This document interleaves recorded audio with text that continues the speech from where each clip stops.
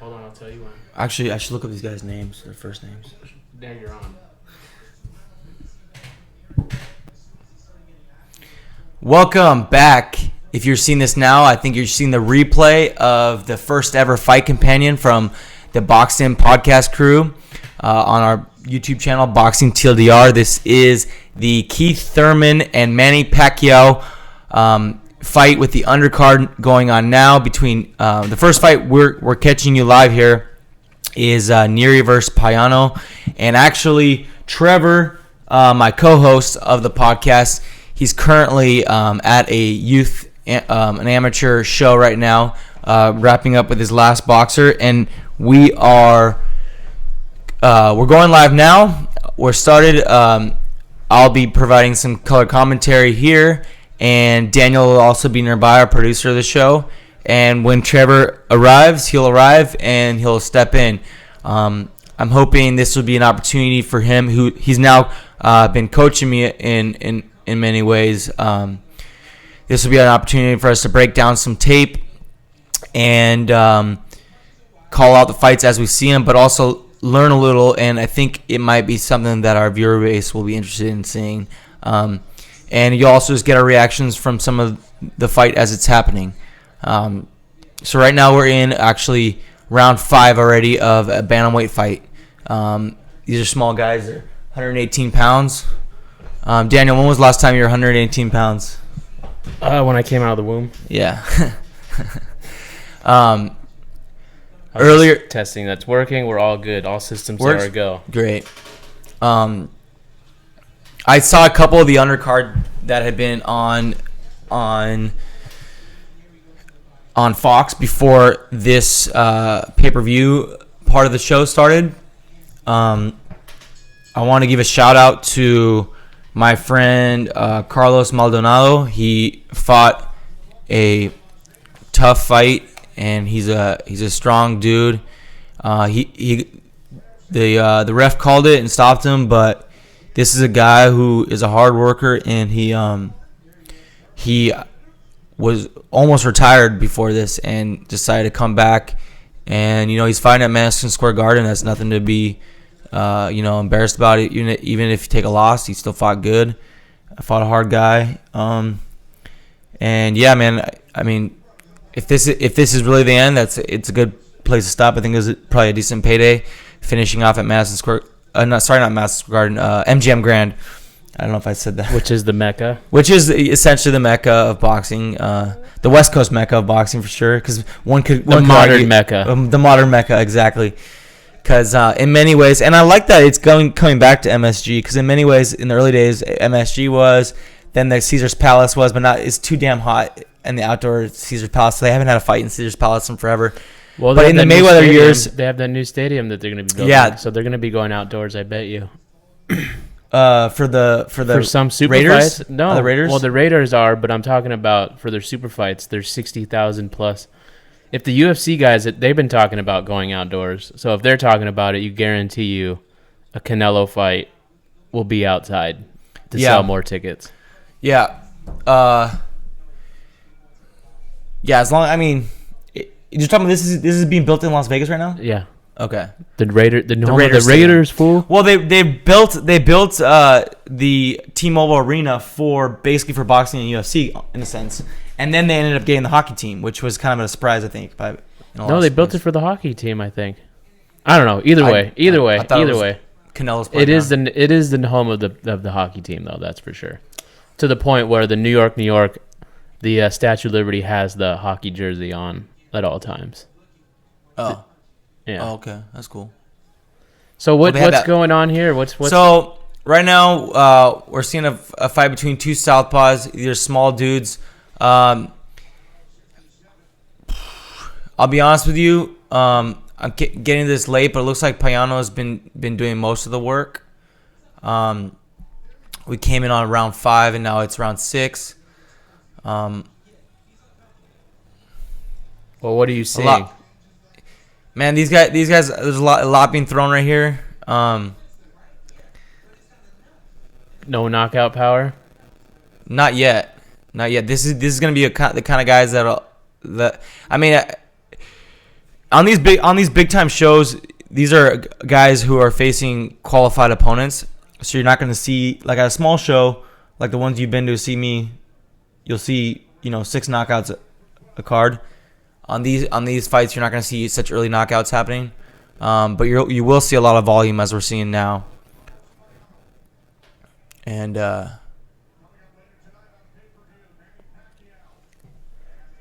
well, what's this? So, okay. I guess nothing's going on with this fight yet, but tonight's main event. Obviously, we're going to be talking about it. We're going to talk about it right now. You and Trevor can break it down a little bit more. What are you looking for? What are your keys to victory for Manny Pacquiao tonight? I think Manny Pacquiao needs to be explosive, disruptive, and basically beating him to the punch at every exchange. I think that when we saw Keith Thurman fight his last fight against Josecito Lopez, I think he had a few hiccups on his return bout after being out for the elbow injury, I think it was. And Manny Pacquiao is kind of on an uptick, and I think that Manny Pacquiao will overwhelm him with his speed. And what I actually want to happen, I want this to be Manny Pacquiao's final fight, because I think that should Manny Pacquiao beat Keith Thurman tonight, and that's by no means this is. It's not like I can say it's an easy. Well, we can favorite. both say he's past his prime. Yeah, right. But he's still fighting as if. But he exactly, and I think if he wins tonight, you think this is him going out on top? I want him to. I want him right off in the sunset. Is there a championship? Is there a belt at stake tonight? Here's the funny part about it, Daniel, is the WBA, as I've written in my newsletter before, I think is the most bullshit of all the 4 organizations. But actually, WBC is now starting to become a little bit more bullshit with their franchise belt. But the WBA has a super champion and a regular champion at every given weight class. Keith Thurman is the super champion, and Manny Pacquiao is the regular champion. So tonight, technically, is the ultimate champion? Is the champion of the WBA belts, both of them, or just the super one. So why would you want him to go on top if he's winning? I don't want him to fight. I don't want him to fight Errol Spence, because I think Errol Spence will mess him up bad. But why not? What if he What if he starches Thurman tonight, and he just completely dominates? This is a good time to retire, I think, if that happens. But that won't happen. So next on the tonight's card we have Sergey Lipinets fighting. He's a Russian dude. He was supposed to fight John Molina Jr., who is a guy from the Valley here. People who are listening can't see what you're seeing. Yeah, just a reminder that. But I want. Well, no, I know, but you cut the conversation off. That's what I'm saying. Sorry. No, it's fine. I'm just saying you gotta say it. You gotta preface on the screen right now, because no one's listening. So they're giving us teasers on the screen right now, and it was an image of Joe Goosen, and who is the trainer of Sergey Lipinets right now. Sergey Lipinets was scheduled to fight John Molina Jr., and John Molina Jr. actually fell out of the fight, and I'm still not sure why, but they have a replacement. No, I don't believe so. I think I got to look it up. Some complication. But AIDS. They have a replacement. They have a replacement fighter for him, and Joe Goosen was a trainer that. Or you could just come, Trevor. Trevor's texting. Send me the link of the live stream. No, you just come, because that's where you're supposed to be here. But so he dropped out of the fight, and then what's the significance? And there's this new guy fighting, but the significance of Sergey Lipinets. Well, I was just gonna say I got reminded because I saw Joe Goosen on the camera, and Joe Goosen is a well-known, kind of famous trainer who's had some champions. From here in LA, he's in the Valley. He has a gym called Tangoose. And Trevor Zambrano, who is the co-host of this show, and who's on his way on the freeway, he trained under Joe Goosen. So you're gonna have to bring that back up. I'm gonna bring that back up when he gets more here, insight than I do, because I don't even know who that is. But we're not at that fight yet. But I just think it's for the viewers and listeners who don't know yet. Some of Trevor's resume, I think that's kind of significant and cool. So to why do you feel like? I mean, I've been watching Pacquiao's last fights for a very long time now, and I've yet to see him really underperform. The last time he performed poorly, in my opinion, was when he fought Mayweather. And apparently, allegedly, that's when he had his messed up shoulder or whatever. But even on his knockout, when he got knocked out, I don't think he was doing bad. He wasn't boxing bad. I think it was when just... he got knocked out by Marquez in the final time they fought? Like, it was just I don't think he was boxing bad. I think Marquez just put on a great counterpunch. And it's just one of those things that happens in boxing where it's just, you can... Just that one opportune moment. But I mean, even that's what I love about when he fought the Australian guy, I didn't think he... I thought he was winning that fight. I thought he won. So, I mean, like, is he really... I do remember, I think I might have just been starting the newsletter, the Boxing TLDR newsletter around that time. And I think I wrote on there, like, tuning into this fight. And you told me about it later. Like, I was just like, I didn't plan on watching it, but I saw your reminder and I watched it. And then you're like, Garrity, I'm so pissed. Boxing is bullshit. I'm never watching again. and now we pull you into watching boxing constantly because you're on the podcast. Well, now. I mean, you gotta give credit where credit's due. I mean, boxing pulls you back in every time. That's true. It always does. You always want to see Deontay Wilder versus Tyson Fury or those types of fights. Would that be the one that pulled you back in? You think? No, I mean it does. I watched Deontay fight Ortiz. So this is round 8 of Neri Payano, and we're seeing a lot of punches on both sides. It's been quite an even fight. If we see anything significant, we will comment. But we are not. We're also just doing a live podcast, so open forum and talking about the topics. I hope that's cool with everyone too, right? They don't have a choice in the matter.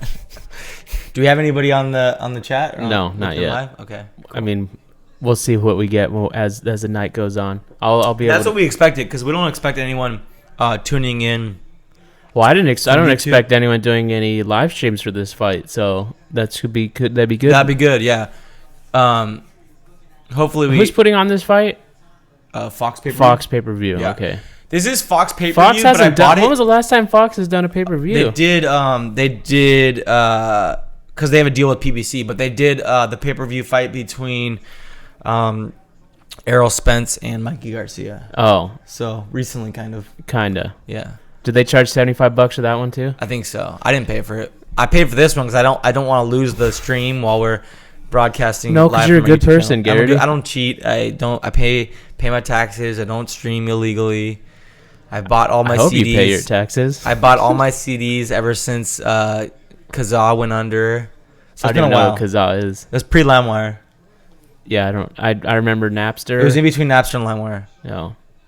Yeah. And that was the last time I was in tune with technology. I'm pretty... And I never used LimeWire either. I used FrostWire. Oh, well. It was blue. It had different interface. Had better porn. It had full clips instead of just like short 30-second things. I was just trying to find me my my Green Day then. Shout out to Green Day. Yeah. Do you remember the LimeWire? Like you would download a song and sometimes like it would just have the wrong title, so you would go through life thinking that the title was like something a little bit off from what it actually was. It would be a lyric instead of the actual name of the title. You'd be like, I don't know. It's you gotta think of like what it is. Yeah, I'm trying to think what. Like I don't know. I'm trying to think of like what's a good lyric that pretty perfectly sums up like a the song. Rolling Stones or something. Like I don't know. Like someone's typo on their program could have been what you downloaded on your peer-to-peer downloading software. Yeah, but you know those services kept music alive. I feel like in a weird way. Yeah. In some weird, sad, decrepit way. So let's talk about actually something that we briefly touched on recently, and I called Metallica douchebags for what they did back in the day with Napster and all that. How is? By the way, is Metallica on streaming platforms? I know that. Yeah, I mean, they're on like Spotify and stuff. Yeah, but they own all their music now. They don't. They're their own label now. Yep. Okay. So, makes sense. Why wouldn't you be if you can? You know. Well, because not everyone can get out from underneath the giants. That's what I'm saying. The record companies. If you're a band that can be your own label, you do it. Yeah, now you do. But now Dropkick Murphys did their own label. Now they do everything though. Now they give they record every performance, like live performance. They sell that. If you went, you get a copy of it too, which is kind of cool. That's the way to go. Someday when I'm a rock star in my band, what I want to do, I want to have. You want to be Metallica? No, I want to give the music download for free once you purchase a ticket to the show. Metallica does that. Really? But they give you the CD. That's actually how they keep. That's how they keep their record sales up. So that's how they get to platinum, because people are actually still buying physicals. No, they're not buying physicals. Well, I mean, some people are, but I don't know for every tour, but I know the last 2 tours, if you bought the ticket to the show, they'll mail you a copy. They'll mail you the dope. CD as awesome. Well. And I have not opened up either anything they've sent me. Why not? Because I don't have a fucking CD player. I'll let you borrow mine right here on my yeah, okay. Pad. I'll just come over so I can listen to your laptop when I want to listen to Metallica. Yeah. I like the CD player in the car. I miss going to Best Buy.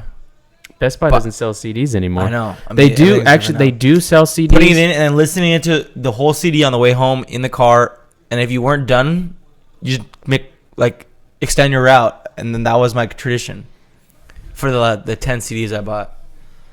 They sell CDs. The way it works now, though, is whatever doesn't sell, you have to buy back from Best Buy. So they make their money no matter what. So it's really not even worth. That's not good. No, I mean, who would have thought that CDs would have died and went away? I thought CDs would have gonna last a very long time, to be honest with you. No, I mean, I think we thought iTunes was gonna kill it, but it turns out, there's a knockdown. There we go.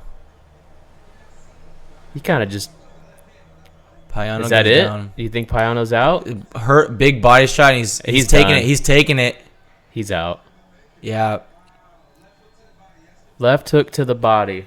That's what they had said. An opportunity to get up, and he collapsed. Well, he was done. Leaned back on his butt, fell back. Body shots are the worst. I can imagine. And then you know what the best part about body shots are, though? When you're as a spectator, they don't set in right away. Yeah. And so they're it's amazing, huh? Oh, and then once they have a delayed reaction, the fight is almost 9 times out of 10 over. The thing that's about a body shot is that when you get hit, look at him, he is still fucking screaming in agony. When you get hit in the head in a shot that kind of turns your light off, when you come back, because I have gotten knocked out before. When you come back, you have all your faculties a little bit paused for that moment, and you have all the chutzpah in the world to continue on, because you're like, what the heck just happened? I want to fight, even if it's not the best idea. You're so ready to do it, but a body shot. It just shuts your body take down. Your will and spirit and life away from you. It just here it is, the replay. You Boom. See these guys who are absolute warriors take a body shot and just not be able to continue. And it didn't even look that hard.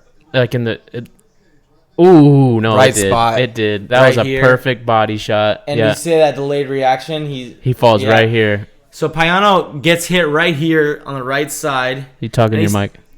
He gets hit right on the right side, and he's still throwing a couple more shots before his knees just absolutely collapse. This is a boom. That's perfect. Textbook left. That is perfect. Right. And you can see his body tense up right there. Yeah. To absorb the impact, but it just doesn't matter. He's over. Trying to hold on, and he can't even. Yeah. It's over. He got him good. Look at that. Look at all the veins in his fucking throat. Yeah. His throat has more fucking. Looks more in shape than I do. So Sean Porter is doing ringside commentary. He's pretty. He's a PBC fighter. These are the lamest reactions. No. I feel like they copied that from UFC.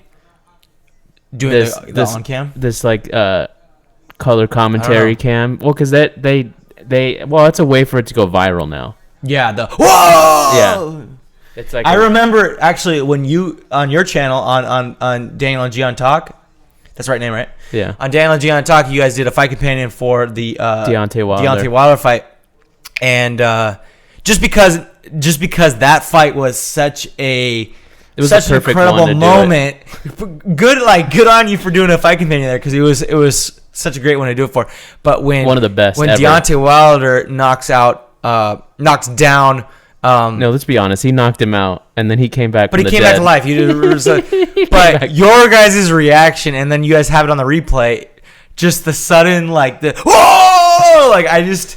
And it was genuine too. There's no surprise at that point, because the fight was kind of boring up to that point. He had been outboxing him, and the resurgence of Wilder getting that late knockdown was just amazing. And him to get up. That's what it was. It wasn't just the knock. If he would have knocked him out, it would have been crazy. Yeah, because I remember Gian being like, "Oh, it's over. It's over." And then he went. And then he raises from the dead. Straight up, the Undertaker memes just took over the internet and then for the he next still 2 kept days. boxing. Then he still boxed, and he basically kind of won the fight. I mean, for being honest, he did enough throughout the rest of the rounds. I'm glad they made it a draw though, because that made the rematch. It's going to be even better. Makes the rematch better, and you can't really hate on it you can't hate on you can't. You can, but you can't. But I choose not to.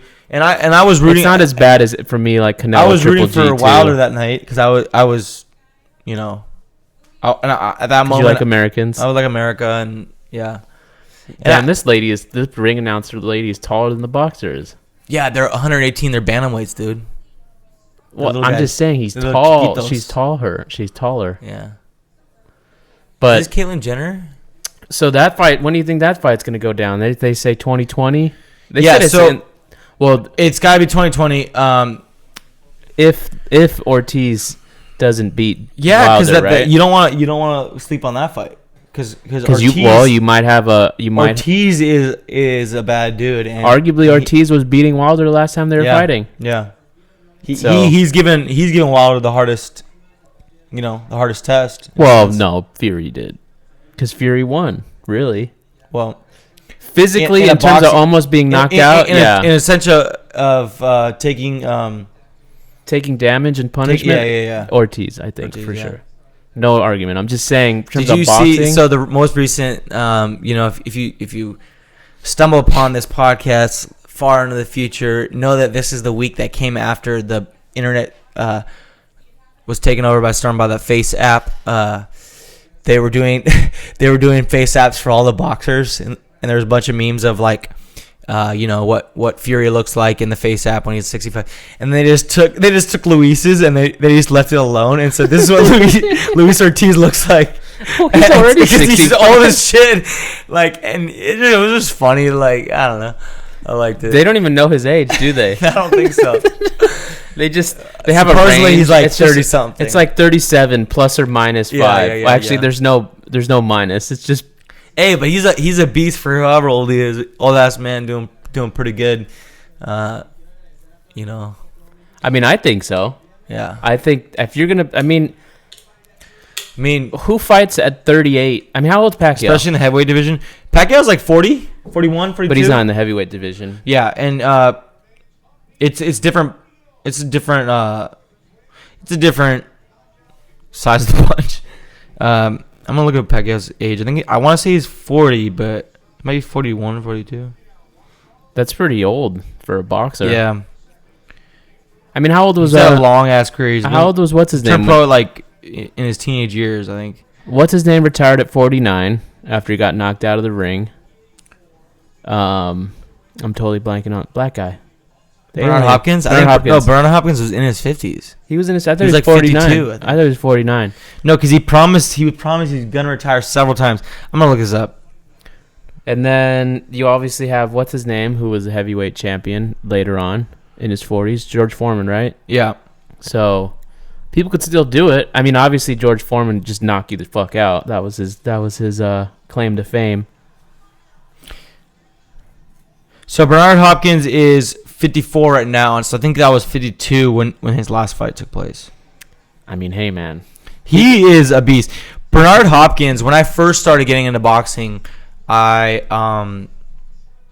or when I first started watching on TV, I should say, because when I first got into it, it was kind of just like I read some books and kind of just like flipped through it a million times. And I was just fascinated from the pictures. But when I first started watching it on TV, it was more like the middle school age, or like 5th grade, 6th grade. And then I started doing it because our gym opened up in town. But at that point in time, the biggest guy on HBO was Bernard Hopkins. So he was like my first boxer that you followed. Boxer that was like top of the game. I was able to, and yeah, I remember knowing his story then, having started so late in life. He went to jail, or I think prison or something. Started boxing in prison, and came out, and then had a career started at I think his 30s or late 20s. Doesn't that belt look like there's a face on it? 2 eyeballs, the mustache. That's hilarious. So look, here's your boy Mike Lee and Caleb Plant. So on the screen, Caleb Plant is a fighter that I like a lot. Was that the first one? Yeah, Plant just landed. So they're showing now on the broadcast. They're showing the undercard. Earlier tonight, Caleb Plant beat Mike Lee. Well, he beat Mike Lee tonight in his first title defense of the IBF super middleweight title. Wow, he worked him. Yeah, he completely outclassed him. Yeah. Let's be honest. There he is. He's right there. But yeah, so I mean, I have a lot of respect for Caleb Plant. I'm just gonna say it. He's the best white fighter. When I say white, I mean white American. I don't mean Euro, Russian or something. Yeah, I don't mean any of that. He's the best white fighter in this era. And he does a lot of shit no one would expect out of a. Is he still undefeated? He's still undefeated. He's 19-0. His first title defense, and he fought a guy who went to Notre Dame, actually, Mike Lee, who I know his history pretty well, and kind of surprised that he even ended up in. He fought at 175, so he fought at light heavyweight in his career. And honestly, what do you think's next for him? Because was this his first loss? It was his first loss. His first documented loss. Yeah, I've seen him 2 times, and I saw him get the nod from the judges, but I didn't. But it's think boxing, so. right? It's boxing. But when Caleb Plant faced him, first maybe real opponent. Let's be honest, but of course it's a title offense, so no one You're not going to place a chum. There's no chum champions. But he somehow got an opportunity to get fight. Don't hit the player, hit the game. He got a fighter opportunity. He got a fight opportunity in a weight class that he had yet to be in, so that was interesting. But it was 3 knockdowns. At least the ref stopped it. 3 that I saw. I think there was at least 1 or 2 before. I can't remember if it was 3 or 4, but it was enough because the ref stopped it, and then Mike Lee got up angry and pushed the ref because he's like, "Give me the 10 count. Give me the 10." Now, I personally, in my opinion, I kind of believe in that. I know they say the safety of the fighter, this, and this. There was no chance he was coming back and winning that fight. Yeah, I know, but he wasn't doing anything. Maybe it's because I watch UFC more. But I believe wholeheartedly in being put out. Yeah. I do. Maybe not in every circumstance, but... I mean, with the amount of deaths that have happened recently... There's not that many. There was like 2 last year. It's not that many. With the amount of boxers there are out there, that's not that many. There were some high-profile guys that are in comas. If your argument was... with the amount of CTE going around, okay, then I'd say something. Yeah. There's the champions right there, the champs. Oh, shit. Pillsbury Doughboy and Mr. Wilder himself. I've never seen them in an interview together. So we on the screen right now, they're both now PBC guys. This is a PBC production. They are? I thought they were Showtime. Showtime is under the PBC umbrella. Oh, okay. Yeah. So this actually makes sense for them to come together. This makes sense. But talking to the mic. So Andy Ruiz had been a top-ranked fighter. Andy Ruiz recently, as many of you know, recently beat Anthony Joshua in spectacular fashion. Round number 3 was probably round of the year. Tonight, for the first time, I'm seeing Deontay Wilder and Andy Ruiz together on a booth, and, which is good. That's good. This is great. That's good for Ruiz for his. It's great because it means that after Anthony Ruiz, and I wholeheartedly believe he's going to repeat against Andy Ruiz. Andy Ruiz is going to repeat against Anthony Joshua because I think he's completely He in his outboxed head. him. He's going to outbox him once again. It wasn't a lucky one and he's shot. going to fuck him up once again. And he's going to find a way because Ruiz, as we saw, has a chin, so he can get... Now, if for whatever reason, I'm to interrupt you, Yeah. because they're on screen now, if they were to ever fight...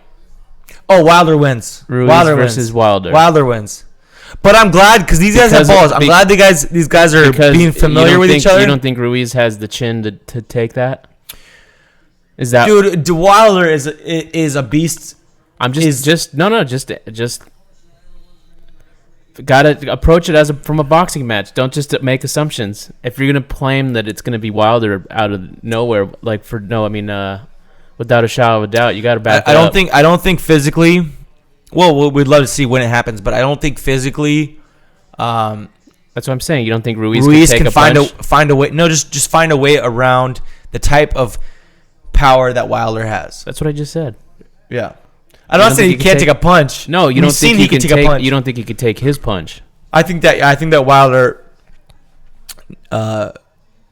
Wilder finishes him. Also, the height comes into play even more so. But did it with Joshua? But Wilder's a better boxer than Joshua.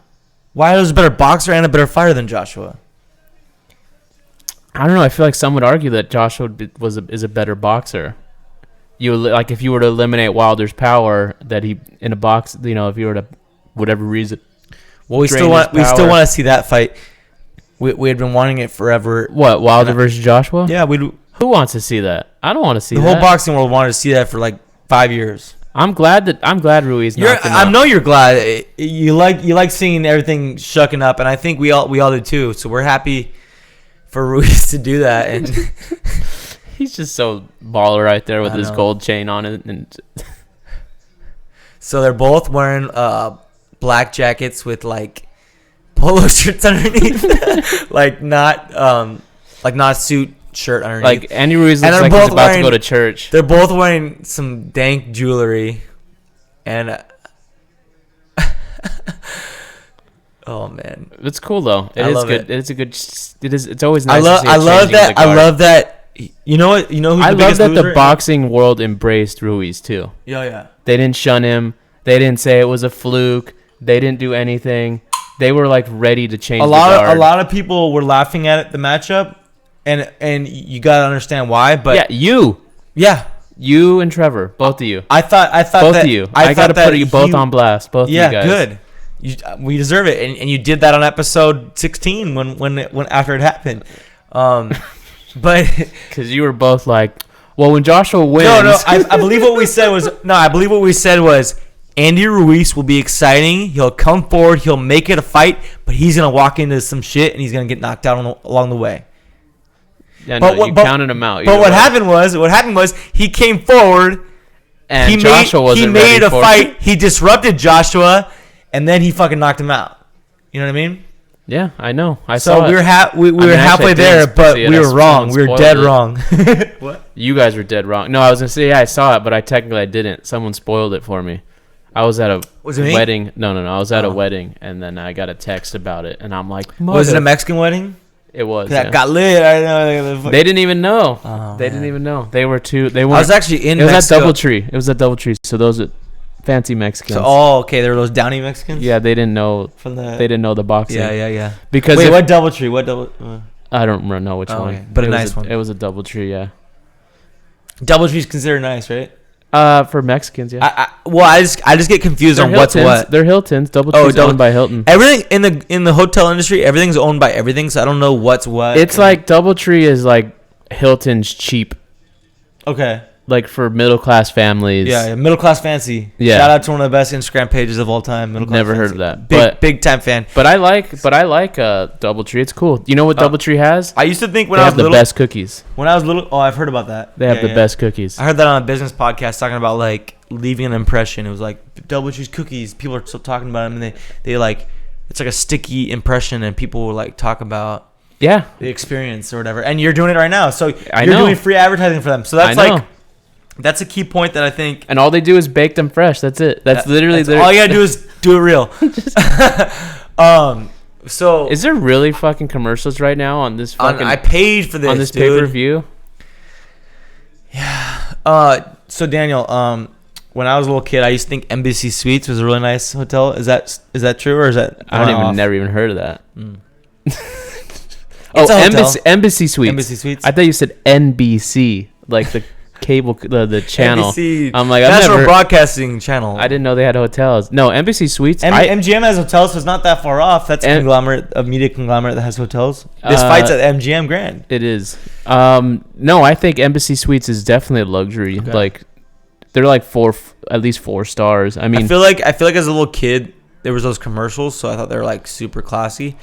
But I haven't heard about them in a while.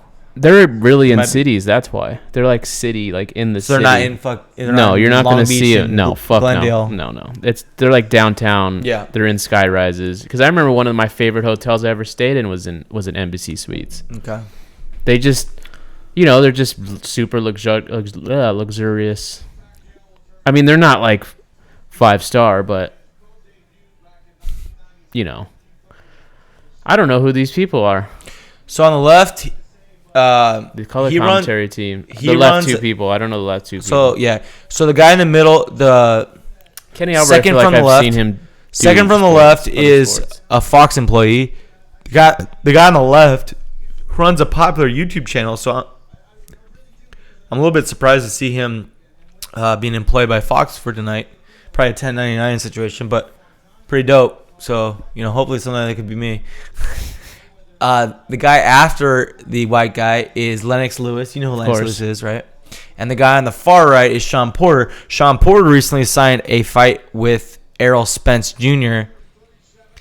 And that's pretty exciting because that happened a couple days ago. And Errol Spence Jr. is going to beat him. The favorite? Oh, I was going to say. Errol Spence Jr. is going to beat him. And then I want to see Errol Spence Jr. beat, if I'm rooting for Pacquiao, I want Pacquiao to ride off in the sunset, like I said.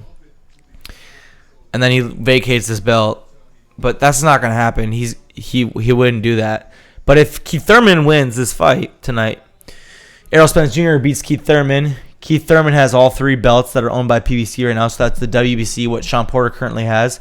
That's the IBF that Errol Spence. There's too many fucking belts. I know, but I'm giving you the breakdown right now. I know, but this is the welterweight division. The welterweight division is like over a tested. Can someone come in and buy these belts and say, okay, we're not doing this anymore. I'm gonna buy this company who, like the IBF organization or whatever, and just say I'm gonna fold you guys into one. I don't know how that gets done, but yeah, I don't know how that gets done. There's too much politics. There's too much fucking mobbery, dude. I was gonna say, I guarantee you there's dude. some mafia stuff going on still. Absolutely. Because these organizations are bullshit. Yeah, I know. These it's like the organizations Olympics. are just charging a fee. It's like the Olympics. That's why I don't put any. I don't care about the Olympics at all. I don't. The Olympics are sacred and don't. No, I don't. What are they? Fuck the Olympics, because for a lot of the events, they're not even sending their best fucking athletes. A lot of the events. Name 2 sports, maybe. Baseball and baseball's not even on the Olympics. Oh, I thought it was gonna come back. It's out now. Huh? Basketball for sure. Basketball, but that's the best example you can give me. Give me another one. Well, first of all, I can't even name you all the events because most of them are fucking bullshit.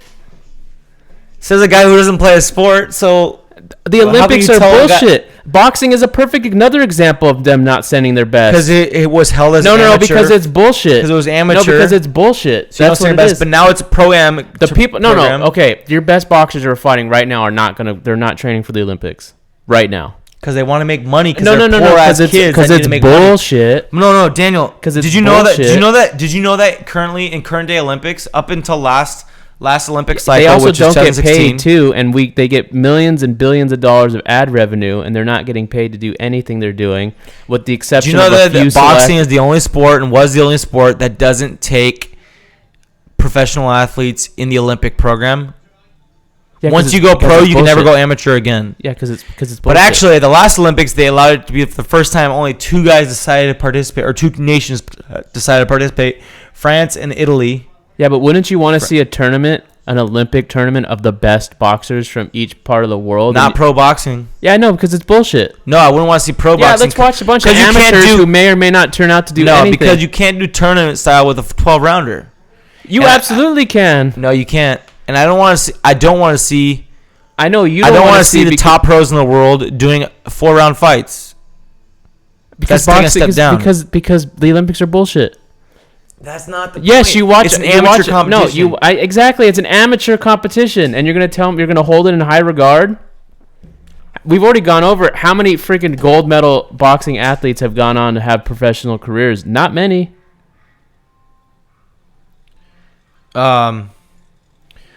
Pernell Whitaker, R.I.P., was a gold medalist. I know, but we could, of all the gold medalists, if we were to look at all the gold medalists in boxing, And the last American gold medalist was Andre Ward. Did he have a good career? I would say so. I'm saying if we went down the list of medaled athletes at the Olympics, and of those medaled athletes, whether it's some bronze, of them fizzle silver, out. no, most of them do. Most of them do. That's true. Of medaled, not gold medal, like medal, just bronze, silver. But I will tell you, it is harder to go to the Olympics. Yeah, if you're then a wrestler, if you're wrestling, It's harder to go to the Olympics than it is to turn pro.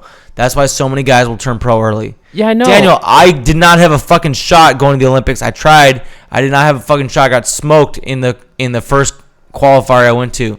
That doesn't make Living the on a Olympic, fucking dream. That doesn't. Guess make what? The I Olympics signed a not fucking bullshit. piece of paper that said I'm a professional. If I'm willing to take a punch for a couple $100, I'm a professional. I know. Olympics should be held in high regard because it is one of the most competitive parts of the sport. Is getting the Olympics. For boxing. Okay, and what else? Track and field. Okay, who cares about track and field? I like track and field. I care about it. I know, because you're fucking. You have the American flag right there. Because like you want to know why? You want to know why? I know why the Olympics matter to you so much? Because when the Olympics were on, you and your family would sit together and watch it Yeah. for the whole for all 12 days or True. whatever. That's what it would be, like a thing. Like, was the thing. It's the Olympics. We gotta. Like, It was my dream as a kid to go to the Olympics, man, and my kids will get a chance to get a shot. I want to raise them with the best opportunity to go to the Olympics. Yeah, well, you know, That is a you big could probably dream provide a better opportunity to them going to the Olympics and getting fucked over by these people. Like my parents did. My parents provided me great opportunities elsewhere, and athletics wasn't exactly what I was able to do, but I gave it a fucking fighting chance. I'm and just I saying, want my kids to get that chance. I don't hold the Olympics in high regard. I hold the Olympics in high regard. Well, the politics involved, the people behind it, all of the deals of the money that goes in. There's billions of dollars that's just. So we got our next fight coming up on the program. This is Sergey Lipinets. He recently. Where's Trevor? I texted Trevor and he fucking's not here. Sergey Lipinets is a fighter who recently beat one of the Peterson brothers and retired one of the Peterson brothers. I'm trying to remember which Peterson was. Lamont Peterson. In his last fight, he was set to fight John Molina Jr. tonight, who's another LA Valley guy. We've talked about it on the podcast before. I think Trevor's mentioned he's a guy with 2 left foots. He's the kind of guy that shit looks sloppy, but he can knock some motherfuckers out. They were set to fight tonight. I don't know what happened. Possibly injury, possibly didn't make weight. Not quite sure. But the fill-in opponent is a Filipino fighter. Took the fight on very short notice. I believe like 2 days notice. Good, go Filipino which fighter. is awesome. I hope he fucks it up. Yeah. And you know, Daniel, I'm gonna go for him too. Let me find out his name because I only seen it. I seen it like one article that I flipped through, or like on the box rec. I was loading in the box rec this morning. Let's be real. You've already dismissed him. I was loading into the box rec this morning, which is, like where you see like all the fights. And they just said question mark. And no. And it said a new name. It said some Filipino name. And I was like, what the fuck? I was like, what happened to John Molina? Because I was going to root for John Molina. I like the guy. I'm a fan, So this is Inson, which sounds like a tech company. Powered by Inson. Well, he has Mitsubishi all over his trunks. There we go. That's a good sponsor. They sponsor a lot of boxing these days. Good. They sponsor Robert Garcia and all of his guys. They also own the most bluefin tuna in the world. They'll freeze it for I don't know how many years, and they'll just sell it for hundreds of thousands of dollars. What? Yeah. Mitsubishi. That's a viable business? Yeah. Buying bluefin and just freezing it? I didn't know that. Well, because they're so close to extinction. They'll do it for sushi. Because bluefin is considered like the most. That's like the holy grail of sushi. I feel like that's a whole episode right there, but that's more of an episode for like the Planet Money podcast or something from him. That's great. Yeah, that's fascinating. So actually, they also we've seen a little bit from Instant right now. I've seen it. He's gotten through a couple of. He's breaking through the guard a few times of Lipinets. Mitsubishi also built the Zero, which it's all the kamikaze pilots. Now Inson's calling to the ref if they get a low blow, but I'd say just work your fight. So Lipinets is a Russian kind of a solid power fighter. He's got his hands up right now. He's kind of conservative looking. Inson. What's wrong with that? Why did he say he can't throw an overhand? I didn't say that. No, the breath. He threw a punch over his guard, and then the ref said no. I don't know. I got lost in my sentence. You got to watch Inson's the a fight southpaw, and I think Inson is actually he's outreaching him right now. He's a little bit taller. We know nothing about this guy, but he's reaching a few body shots in right now. He got a little uppercut into the body. I've seen him reach through Lipinets' guard a couple times. Lipinets is coming in with some wild shots, some hooks. And he just pushed him all the way to the other side of the ring. So Manny Pacquiao has taken this Inson guy under his wing, and Manny Pacquiao's promoting. And actually, there have been a couple of fights already on this undercard earlier before the paywall broadcast had started. Some Filipino guys. So Manny kind of has his. He has his stable, of course. Yeah, on this card, which is great. You love seeing that kind of stuff because. Because we love nepotism. He's building his business, Yeah, we love nepotism. We love nepotism. I mean, that's what makes the world go around. Right? It is. That's how, yeah.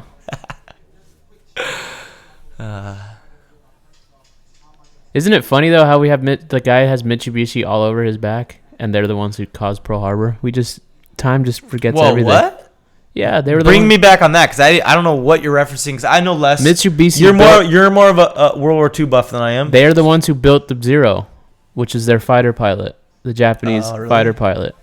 Yeah, so all the kamikazes, all the Pearl Harbor. The thing about Japanese companies, though. But same thing with Volkswagen too. We're okay with we're okay Volkswagen with them now. Yeah. But the thing about Japanese companies, wife is. The thing about Japanese companies is though they're in every. Those are like conglomerates that are in every facet of production of industry. And you can argue that the people who were running the company at that time are dead.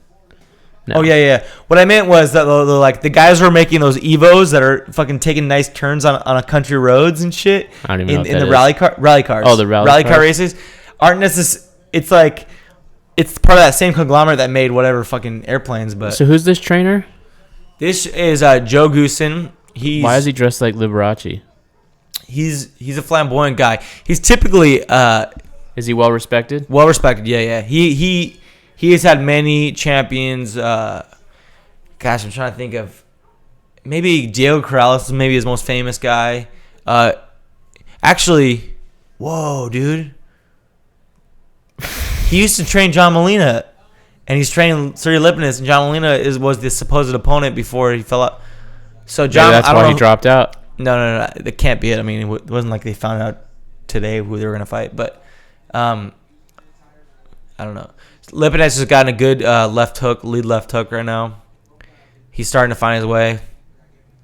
Unlike Trevor, he's not finding his way. Yeah, Trevor has not found his way. Hey, what's the 110 South? I mean, oh, you missed the knockdown. Okay.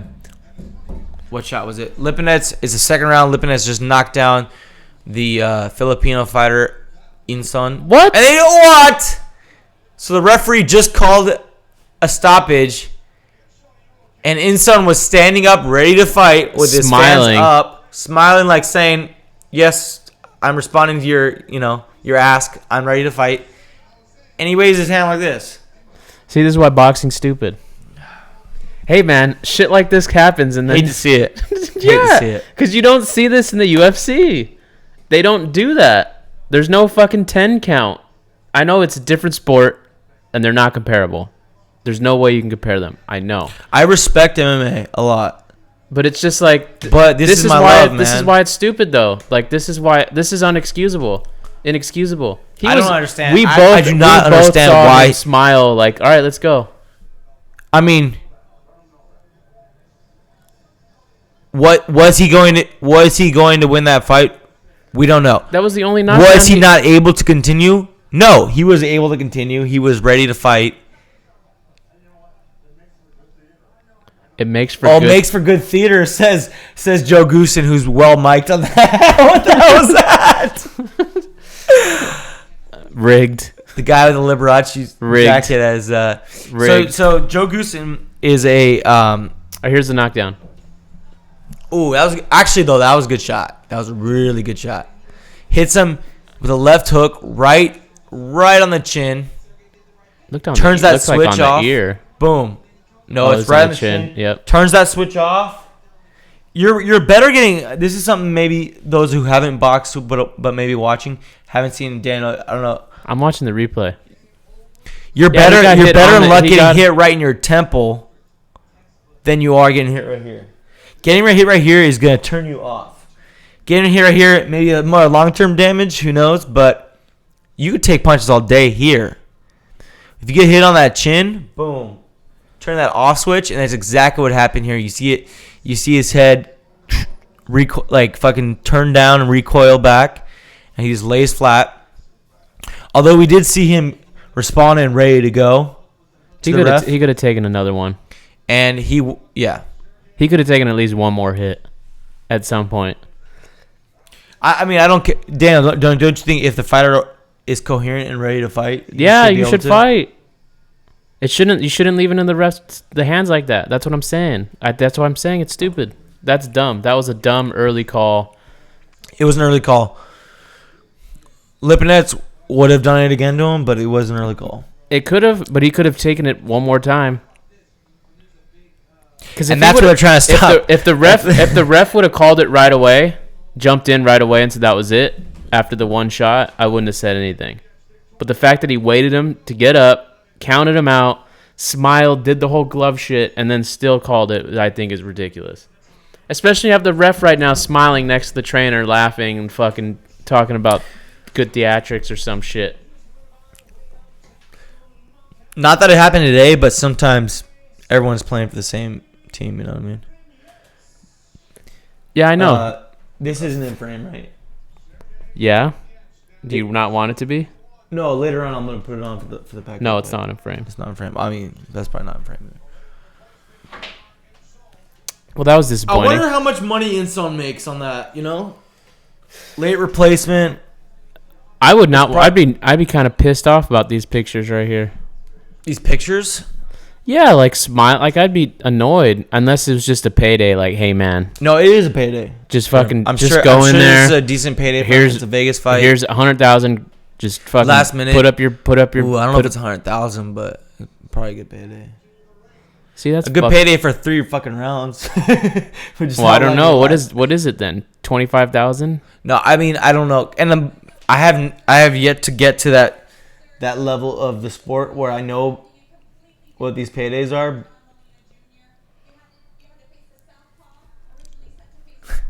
He has no idea what's going on. Because he doesn't speak fucking English. See, I'm watching right now. For those who are watching this live stream, UFC is on the second TV, and I'm watching UFC right now. We're also in a fucking discussion with a guy who only speaks fucking Ukrainian or whatever the fucking language. Russian. What do you? That sounds very American of you.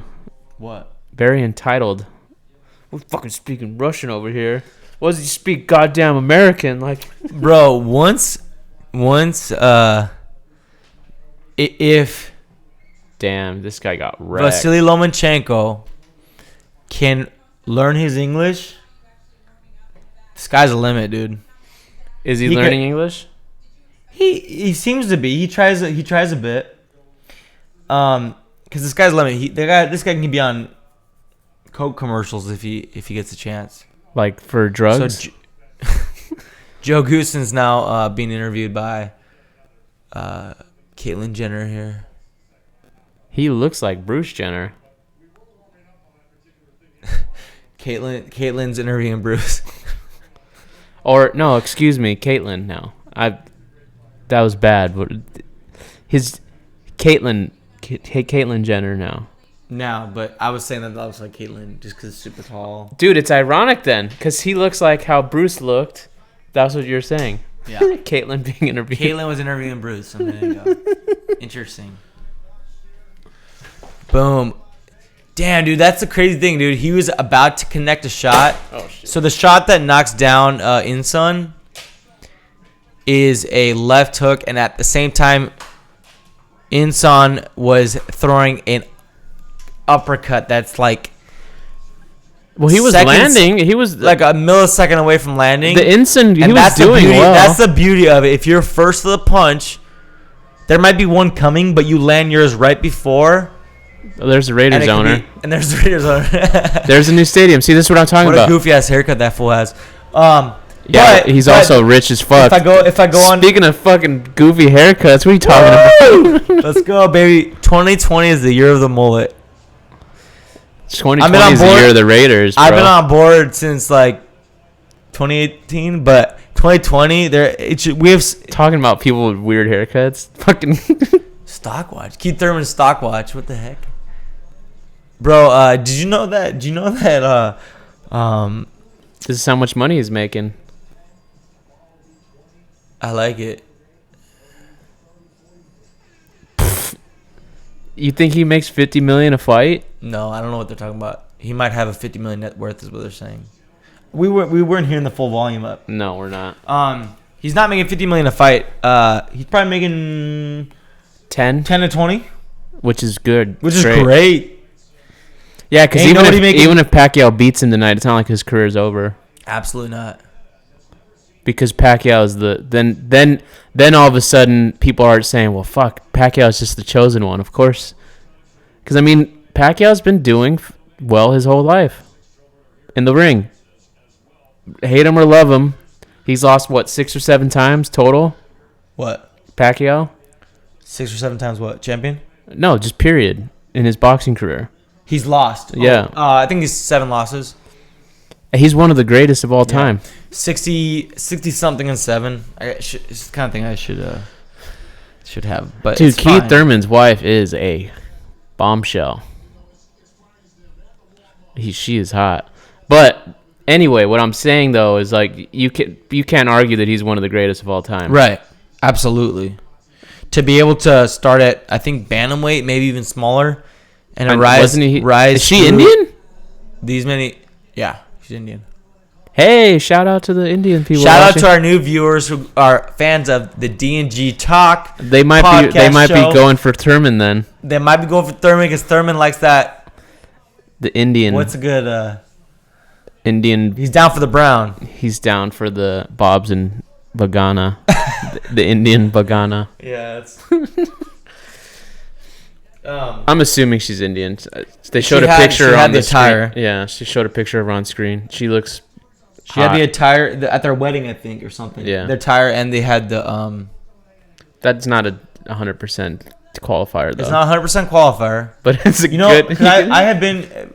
Those of you who don't know, I have been to Bangladesh, and I saw Muslim women in Bangladesh because it's an area where there's Hindi and Muslim. Hindu and Muslim, and some Muslim women had that, but it was a fashion statement because it was a beauty look. It had nothing to do with whether or not the race or religion, but it was a beauty statement. Yeah. So you're right. It's not 100% but it's a good indicator. But It's like we were saying that Keith Thurman has a very beautiful wife. Is what we were saying. That's what we're saying. Yeah. We're trying to figure it out. Last night I did some episodes on your show. Yep. And Bollywood, is that what we're allowed to call it? Is that what it is called? Right? So tell me, because yes, I was marveling at the yes and no. Okay. Yes and no. Some people who are like take it very seriously, they like to call it the Hindi film industry. I tend to do that as well. I tend to fall in like that camp as well. But if you want to like use it as an insult to a movie that sucks, is it an insult? It can be. I thought it was actually called Bollywood at one point in time. No, it is. But it's a type of movie. You know, I mentioned masala, which is like the type of film that's all the genres in one, one movie. That's a musical, an action movie, a romance, a comedy, a fucking like everything. I would call that a Bollywood film. Like if I saw that a Bollywood film and people gave me shit for it, I would just tell them to go fuck themselves. Because like to me, that epitomizes like Bollywood. But if I was watching some serious movie that's like one genre, maybe two at tops, I wouldn't call it Bollywood because it's kind of insulting. Because they're not trying to do like the formulaic, you know. Like it's like the best way to describe it is like you watch Fast and the Furious, you know that's Hollywood. You know that's a Hollywood movie. That's a Hollywood production. Yeah. So actually, people, if you've been watching our show for a bit, you probably know Daniel by now. But for anyone who's arriving to this for the first time or just knows him as the voice in the background, but maybe doesn't know the rest of your story, you're a filmmaker. Daniel's a filmmaker, a USC grad. Yep. Although I hate USC with a passion because I'm a Notre Dame guy. I know Notre Dame sucks. We're lifelong friends. We started our friendship in fucking kindergarten. He's a USC grad, which is the best film school in the nation, right? In the world. But who's counting? Who's paying attention? Who's counting about? I don't imagine any other countries having as good of a China program as America. China's ranked in like the top 10. Yeah. Okay. Well, I was giving you props, so no, I know. I accept it. No, all right. And Daniel's a filmmaker. He runs a popular YouTube channel, and that's why when I wanted to start getting into podcasting and into YouTube, I was like, Daniel, dude, like, how do I do this? I need your help. Like, so he's a producer of the show.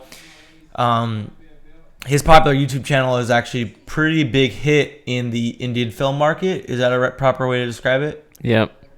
The Indian market in general. Just the Indian market, right? Yeah, we just stumbled upon it. It was completely... There's people out there who have now, since, like, you can Google it. Like, we never Googled, like, what's the best audience? Like, we didn't... We completely stumbled upon it. What I love about this, and I... But there's people out there now who have written articles about it and who can see that, and they, like, will try to target it. Yeah. But you can just... Because I do a lot of research on like how to grow my blog, and they talk about like looking up Google Trends, seeing what people are already searching for. But what I love about your guys' thing from a business perspective, you guys stumbled upon. I think you did a review. Did you do a review of a Bollywood film? No, I can tell you exactly how it happened. Please tell me, and then I'm gonna go on with what I wanted to. We were doing the podcast. Yeah, the DMG podcast. Yep. Right? And then we were just doing the podcast every fucking week. We would just put it out there on YouTube and on iTunes. We had no idea how YouTube worked. One of Gion's friends who also has a YouTube... What year is this, by the way? It's probably 3 years ago now. 2 years ago. And if you're arriving just now, the last fight just ended. Sergio Lipman has knocked somebody out. So Dan and I are talking in the meantime. Shooting the shit and we're shooting the shit in the meantime. And the next fight will be up shortly. And hopefully Trevor comes at some fucking point. Yeah, my podcast co-host better be here, dude. Yeah, but, so Gian has a friend who also does YouTube. He was doing it before us, and he was like, if you guys want to grow, we recommend you guys do reaction videos. Now, to that point, I fucking was anti-reaction because I just thought it was... So that's what we got to do for my channel, dude. You should. Yeah, you should, especially for boxing things and things like that. Yeah, there's ways... Anyway, we'll talk about that later. Yeah. But anyway... So so we were like, all right, cool, let's react to things. You know, the new Star Wars trailer, the new Spider-Man, the new the new like whatever was coming out, right? And they were doing better than our podcast, but they were doing like 50 views or something, like whatever, nothing big. And then finally we did a music video, a Jay-Z rap music video. And that video got like 2,000 or 3,000 views in like 24-hour time period, and we were like, oh shit. And it got like a bunch of dislikes. It's like one of our most disliked video because you got a bunch of black people telling us that we can't talk about it. Like, who are these fucking two white people talking about? Like, it was great. We loved it. You're the whitest Mexican of all time. Yeah, and Gian is Puerto Rican, but he looks fucking white. And his name is Gian, so people think he's a fucking Italian. Is that right? I mean, yeah, people have definitely not at that point. Like for that video, he looks white, and his name is Gian. Yeah, I know. I'm just saying. Yeah. And your voice, I bet you my podcast listeners who are listening on iTunes, they're like, there's no Mexicans. We're like, who is this fool? Because you were talking about, we've talked about race a lot on our podcast. You and Trevor were talking about like maybe something about Mexican something, about Latino something, about, and you were talking, and I bet you people were confused, like going, who is this white boy named Daniel talking about as if he's Mexican? But now they see you on the face and they can tell. Yeah, definitely Beaner. But anyway, so we saw this video was doing well, so we're like, well, fuck, let's do music videos now. Yeah. And then we kind of did a few of those, but it got to the point where it was like, man, this is just not new. We need to do something else. Let's just change it up. And for whatever reason, on the YouTube suggested, there was a Hindi film. Love it. And we assumed, based on our film knowledge, that it was going to be a Bollywood film, a masala film, like over the top, like crazy action, fucking like. So not everything is Bollywood. No. And we learned that right away because we were like, we watched it and there was a terrible like CGI explosion and I was laughing at it and I got shit for it in the comments. But that one video got 3,000 or 4,000 views the next day. Like right when we released the very next day that we released it. Perfect time to break. Right now on the broadcast, we're doing a 10 count of silence for the repose of the soul of Pernell Whitaker. Well, no one can hear that on here. So R.I.P. to Pernell Whitaker. Got ran over. A legend in the sport of boxing. I'm going to say greatest defensive boxer of all time. Yeah, there's a clip going around that's going viral right now with him and Oscar De La Hoya from their fight. Like, that's been going around viral. Of him just literally so much of his just him just when, like I was shucking saying, and jiving out of the way. Early YouTube, when I was like discovering boxing, I was like looking up videos. I remember his highlight videos that people had made like on like, you know, those early videos, because in early YouTube it was a lot of like best tackles in football, like best touchdowns. Like there's a lot of videos that were just compilations of stuff, and I remember Pernell Whitaker just having the sickest highlight tape. And those are he's still young though. He's still young. He was 55. Yeah, I know it's young. 55 on and Sunday to go night, and to go away hit by a car. To go that way too. Is not. Yeah, it's sad for sure. Yeah, big loss for sure. Big loss in the community, and people of boxing community seems to have everybody, even on the UFC, they've put up like title cards like rest in peace. So next we got now we're on the co-main event. Jesus Christ, where the fuck is Trevor? You should give him a call. Who fought Sean Porter in Carson, California recently here. We covered that fight a few weeks back, 2 months back. And he's fighting Omar Figueroa Jr., who I think is a sloppy fighter. I'm still surprised he's undefeated. And this is actually a title eliminator in the WBC.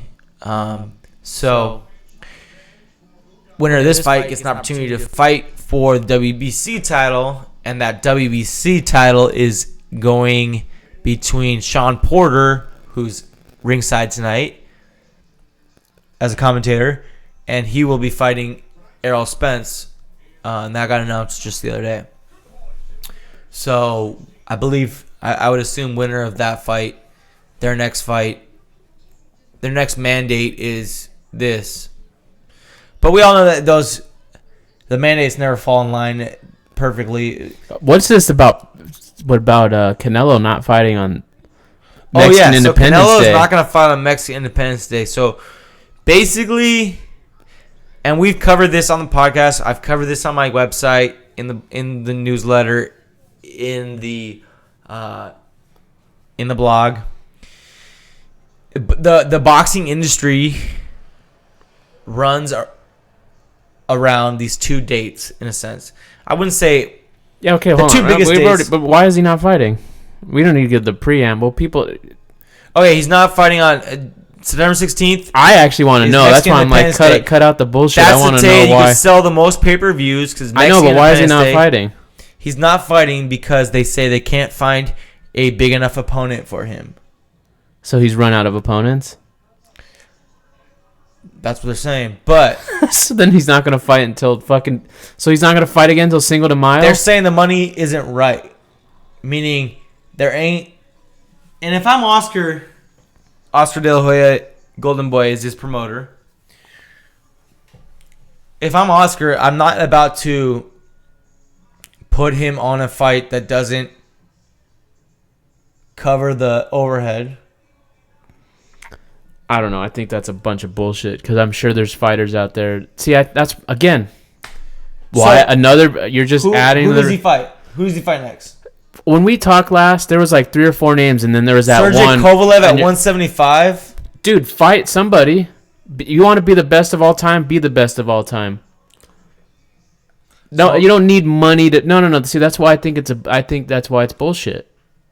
Because at a certain point, when you've beaten everybody, what, you're just gonna not fight? Omar Figueroa is walking up. I'll be honest, I don't really like this guy. I think he's sloppy. Give me Triple G again. When the money's right, that will happen. When the money's right, Triple G needs to fight.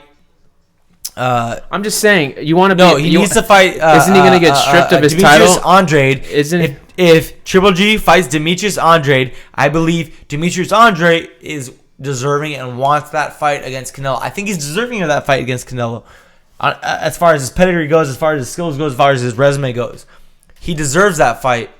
But the money ain't right because no one knows who Demetrius Andrade is. You should call Trevor and put him on speaker. Tell him I'm calling you on putting you on the podcast. That's actually a good idea. See where the fuck he is. Yeah, it's fucked up. Because I should be watching UFC right now, and Trevor should be here.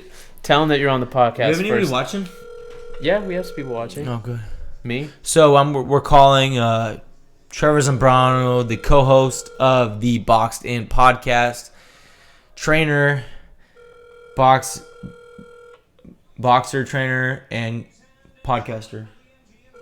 Let's see what this fool says. He got in a car accident. Your call has been forwarded. God. Voice message system 9494120. You just gave his number out.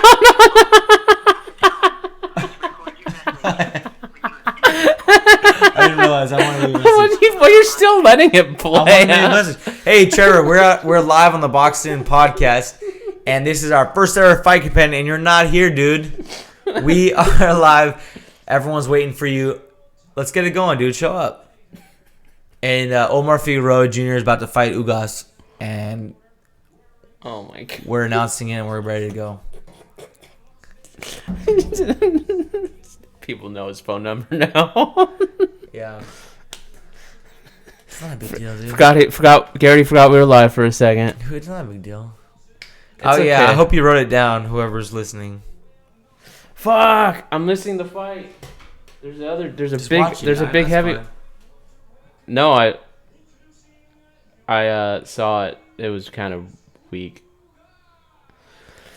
I just wish that Trevor were here. I thought we were gonna get more insight. I honestly just talk shit about it because I thought we were gonna be. I was looking forward to this. I suggested this so he could be here and give some commentary on stuff because I've done this before.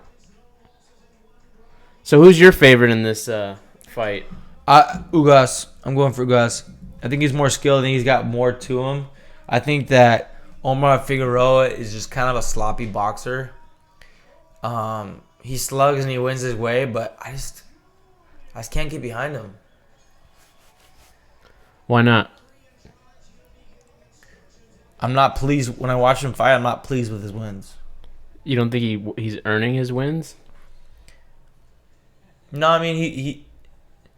Actually, though, to be honest with you, I haven't watched it. I haven't seen him fight in a little while. I don't know if he's been inactive for a bit, but looking a little fleshy tonight. So who, the black guy is the one you like? Yeah. Yeah, I'm not familiar with either of them.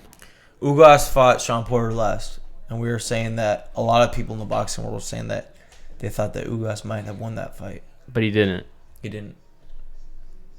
So, Is this for a belt? this is for an opportunity. This is like a tournament almost. Number one contender match? Kind of. If you get this, you get the next shot at WBC belt. They have eliminators like that in the UFC, right? Like eliminator Yeah, fights. they're because This isn't people eliminator. get ranked. That's why. There's no ranking here. in Well, there boxing. is actually. The problem is there's too many rankings. Well, yeah, that's what I'm saying. So There's Joe no Goose, ranking. who was just coaching the last fight as the trainer, is now on the commentator desk. I love his shoes. The Brown kids. Socks and shoes combo. By Brown, you mean Latino? Yeah, Brown, whatever. I don't know what he is. He could be Filipino, bro.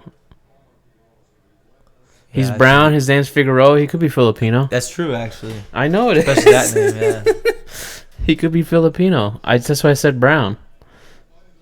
Bro, this is a Pacquiao undercard. If he was Filipino, you know he'd have the flag on his shorts, like all the other ones I've had. Maybe. All right, so we got a Cuban. Oh, he's Ugas. Cuban. Oh, I He's thought he Cuban. was black. I mean, I guess Well, that's... he's black, but he's a black Cuban. And No, I know. Cuban He's black. Hispanic. Yeah, To me, that's yeah. Hispanic. I understand, though. I'm not naive to that, but I know you're not. It's fine. I thought African But American. now you know. He's That not is- African American. He's Afro Latino. Yep. He's from Cuba. He's a good fighter. Ooh, he's putting it on him too. Now, is pushing to you like? Bro, I wish Trevor was here to talk about it. Trevor's been teaching me a lot of control drills. How to basically, after you throw a punch, step into him, pin him with your forearm, manipulate him, move him around. And I've been taking into it. So real boxing. It's boxing. Real Boxing technique. Yes. Oh, he got it. So Figueroa is leaning in, throwing shots like this. You got to make sure you're always on point because when you go off mic, you really can Okay. tell. So like even when you're doing this, just keep your head turned to the mic so people can always hear you. Yeah, I wish Trevor were here too. Oh, and Ugas delivers a right hand that puts Figueroa is to that the ropes. considered a knockdown? That's considered a knockdown because the ropes are the only thing that held him up. Yes, that's a knockdown. So he gets a count. After the ref 8, might he's ready call to it go. again. No, 'cause- he's ready to go. Well, and the he's ref gonna come might back. call it again because So it's a different ref than earlier. I So couldn't tell. Every Old pro white boxing guy with white hair looked the same. Yeah. Do you remember the guy who called Mike Lethal? That was an old black guy. Ugas is just landing on Yeah, him. he's a better fighter. He might. Do you think he's gonna make it through the round, Figueroa? Yeah, he'll make it through. Oh, Maybe not. Oh, that was a good overhand right by Ugas. We see Ugas controlling him. Probing with that left hand. yeah, but he looks lost. He doesn't look like he's in the right skill level. Yeah, see, that's what I always thought about Figueroa. I never thought he was that skilled of a boxer. And This is the guy who you said wasn't impressive. I never liked him. I wasn't impressed by him, yeah. I mean, I can't say I don't like him. I don't know him yet, but he definitely does not look like he's on the same He's skill been level. on PBC cards He since looks the like a beginning of kid. PBC. He's a very baby Like face, yeah. He does. Ugas looks like a fucking man. Well, he looks like a Cuban, which means he's fucking already old as soon as he got here. He's you know what I mean? 75 right Yeah. now. All those Cubans, Oh! by the time they get to America, they're already old as fuck. But, I mean, I wish them all success because they had to wait forever to get out of communism so they could become professional when they got to America. So I hope he makes a couple of paydays here before he retires. That cut guy, Edward James Olmos, he's like the cut guy for a lot of people in the UFC. A lot of cut guys will be, they'll be famous and well used and repeat it over and over again. Yeah. There was that guy, I'm trying to remember his name. Do you remember the guy who he had like a scally cap? Or like a golfer's I don't hat. even know what a scally cap is. It's like a golfer's hat, and it had a million different pins in it. So on the chat, found out she's from Nepal. Who? Thurman's wife. Thurman's wife's from Nepal. Thanks, Rickon. Thank you, Rickon. Rickon Appreciate is the help. Rickon's a longtime supporter of our channel. Oh yeah. Hey, Rickon, I appreciate you supporting subscribing to my He's new supporting channel. me. Well, he didn't subscribe here. Oh, He's he just here for subscribed, me. he just showed up. Hey, Ricky, I hope you like boxing. Hope you show up. Hope you. Hey, we wish that she was Indian, but she's Nepal. But Yeah. thanks for doing the research for us, man. So, He also wrote that Raiders are gonna get smacked by the Chiefs, Chief Kingdom. I love how he knows about fucking American. Well, he's football. he's here. Oh, he's here. Yeah. Why did I assume he was over there? Because you're a fucking dumb American. I'm a dumbass American. It's because you And- assume that every fucking Indian on the planet is in India. And 90% of your viewer base is in India. No. No. You How many? didn't ask that. You said how many are Indian. Oh, so are many Indian American? Yeah. Oh. And there's people in Germany and France, and there's all over. Oh, I thought it was India. I'm surprised he got out of this first round. To be honest with you, Hey, bro, but is his name Vicken? Ricken. Ricken. Hey, Ricken, I appreciate you watching and giving us that info. That's pretty cool. Yep. So that's on for anyone that's watching this late. That's on the live chat that we're doing on YouTube right now. It'll So be on there too. If you're hearing this on iTunes, we've been doing this live on YouTube. Next time we do this, you can log in. You can talk to us. We'll do fight companions for other big fights. Trevor will be here. Trevor will be here. Otherwise, we'll just cancel them. Otherwise, we'll just cancel. And I won't buy a fucking $75. For him to not Pay-per-view. fucking come. Because we could have just Reddit streamed this. I mean, we could have watched this by other means. Yeah, we could have broken the law. No. Who said that? I said watch it by other means. Other means. So you're learning. Would you consider that boxing or dirty box? What's dirty boxing to you? No, I think it's boxing. What do you consider dirty boxing? Low blows, Dirty punching it, boxing, hitting me on the head. like doing like if stepping they're on feet, help using your knee. Oh, Kawhi Leonard. headbutts. Obviously, it's a fucking penalty. Yeah, but if It's you're dirty not if you boxing, get it's a fucking penalty. if you get caught. No, I mean that's not even dirty box. Dirty boxing would be like me using my knee to hit your knee, me using my elbow to hit your fucking belly, like slipping it, just hiding that. Using my elbow to finish a hook. After I hit my hook, I hit you with my elbow, shit like that. But using control and moving a fighter and using leverage to get a guy in a vulnerable spot, that's boxing to me. That's not dirty fighting. I didn't say it was. I was just asking. Yeah. No, I like what Trevor's been teaching me, and it's been cool. I wish he was fucking here to fucking- Ricken says, "I live in Kansas City, you ignorant fuck." Hey, and Kansas- he's also subscribed to the channel. He said, Hey, thank you. I think you were the guy that subscribed yesterday because I saw after I went on Daniel's show last night, I got like 1 new subscriber. So thanks. That must have been you. Really "That's appreciate it. fucking racist." Why is that guy's racist? name was not Ricken. It was like, It's not? no, I'm just fucking around. Oh. I thought I'm just giving you shit. because actually Daniel, to be honest, because Daniel runs my channel too, because like whatever, he's a producer, he's got a login. I don't know what it fucking works, but you see that channel too. So you said you got a new show. One of my fans subscribed. I mean, I didn't use those So words, you knew, but yeah. you knew who it was. I said no. I said it wasn't Ricken. It was someone else. Oh. I said it's probably from my thing because he had an Indian name. Okay. Well, now you're being racist, dude. How many? It's not even racist. It's just it's playing odds. No, that's It's- exactly what you said to me 2 minutes ago. Hey, Kansas City's great. I spent a summer there on an internship. Fun town. Actually, great amateur boxing program in Kansas City, Kansas. It's called Turner Boxing Academy. I don't know if you're familiar with kind of that part of town, but Turner Boxing Academy, great amateur boxing program run by a guy named John Brown. He's done a lot for amateur boxing in the United States. He used to run a company called Ringside Boxing in Lenexa, Kansas. He sold that company. He's What was your retired. internship? My internship was helping him out with some of the boxing stuff, and then also working at Ringside doing just like So it was a market boxing research stuff. internship. Yeah. That's cool. It was cool. I He said, "Yep, nice program. Heard of it."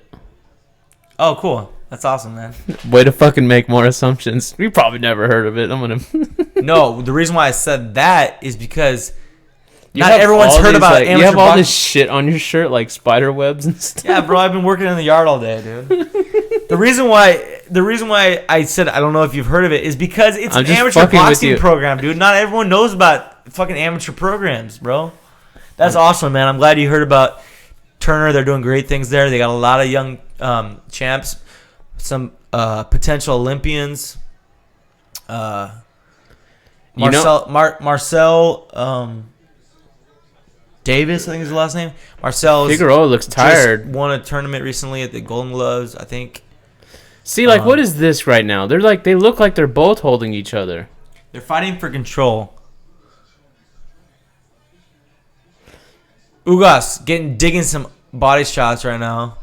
Throwing Omar. Ooh. Part of why I don't like Omar is he only throws looping shots and clinches, and I don't see a lot of action from him. Ugas throws him off, throwing those body shots underneath each time. And Ugas definitely controlling these first 3 rounds, without a doubt.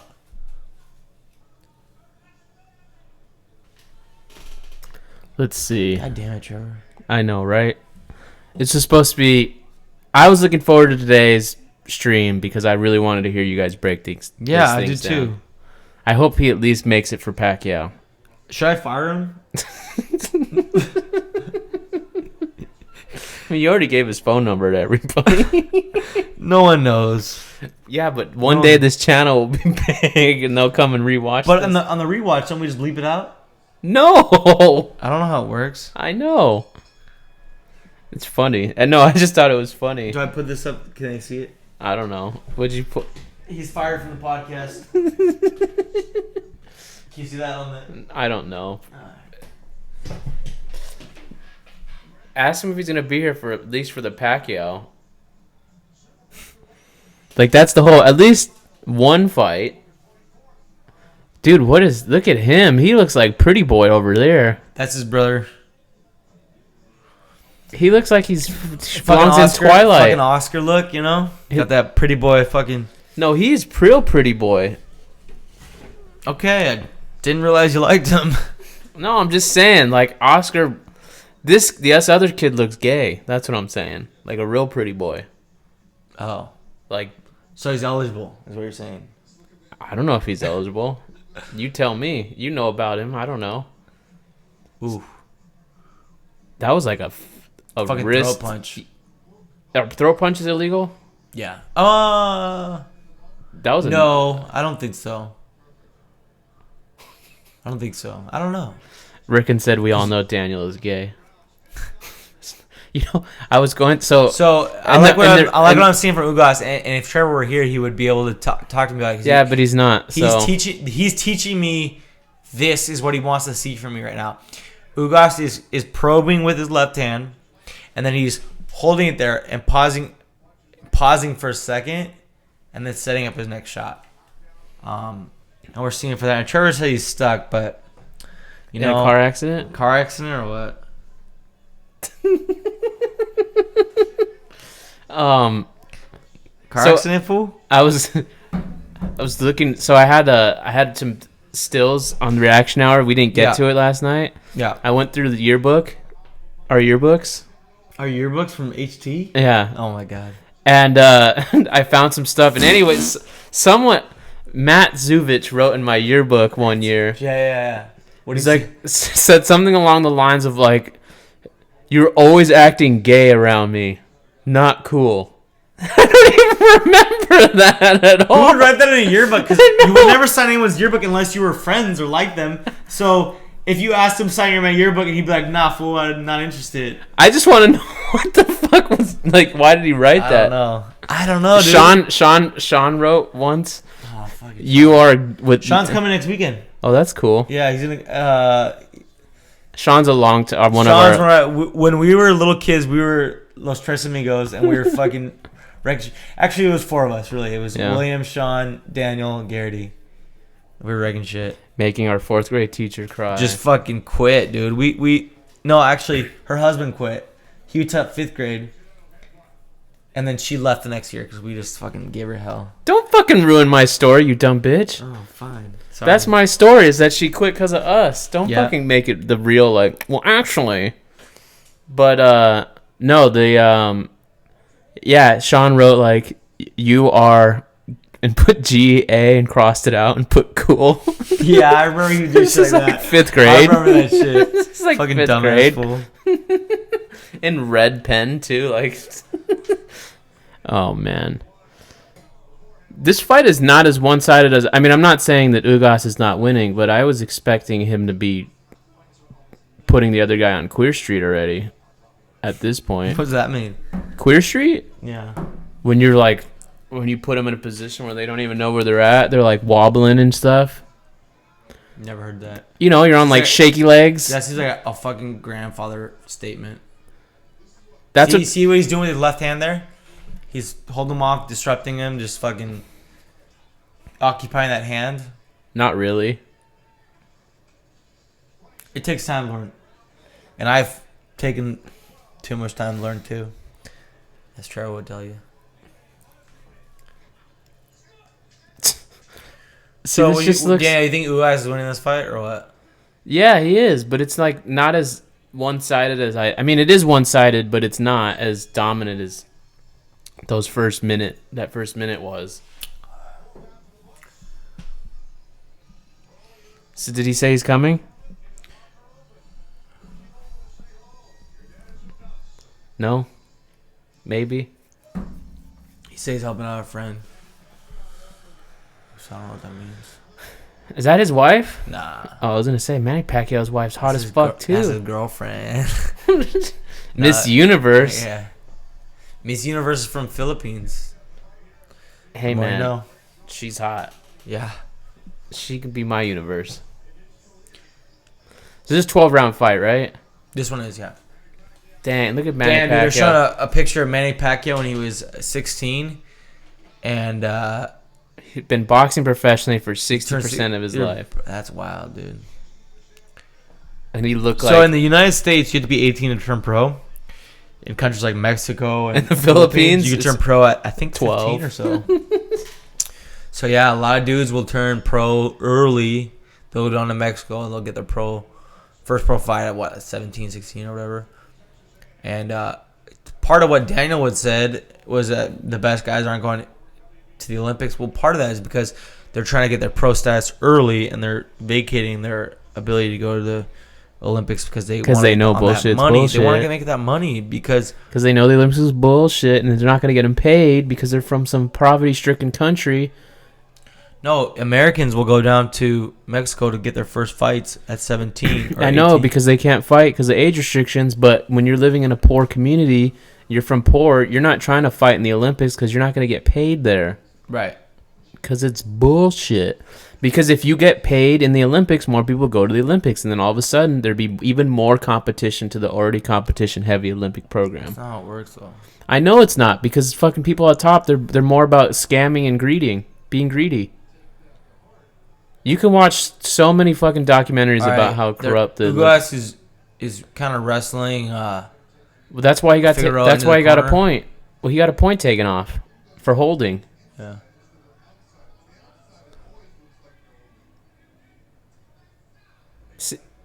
This is. This is not a fun fight. This is why I don't like Omar Figueroa.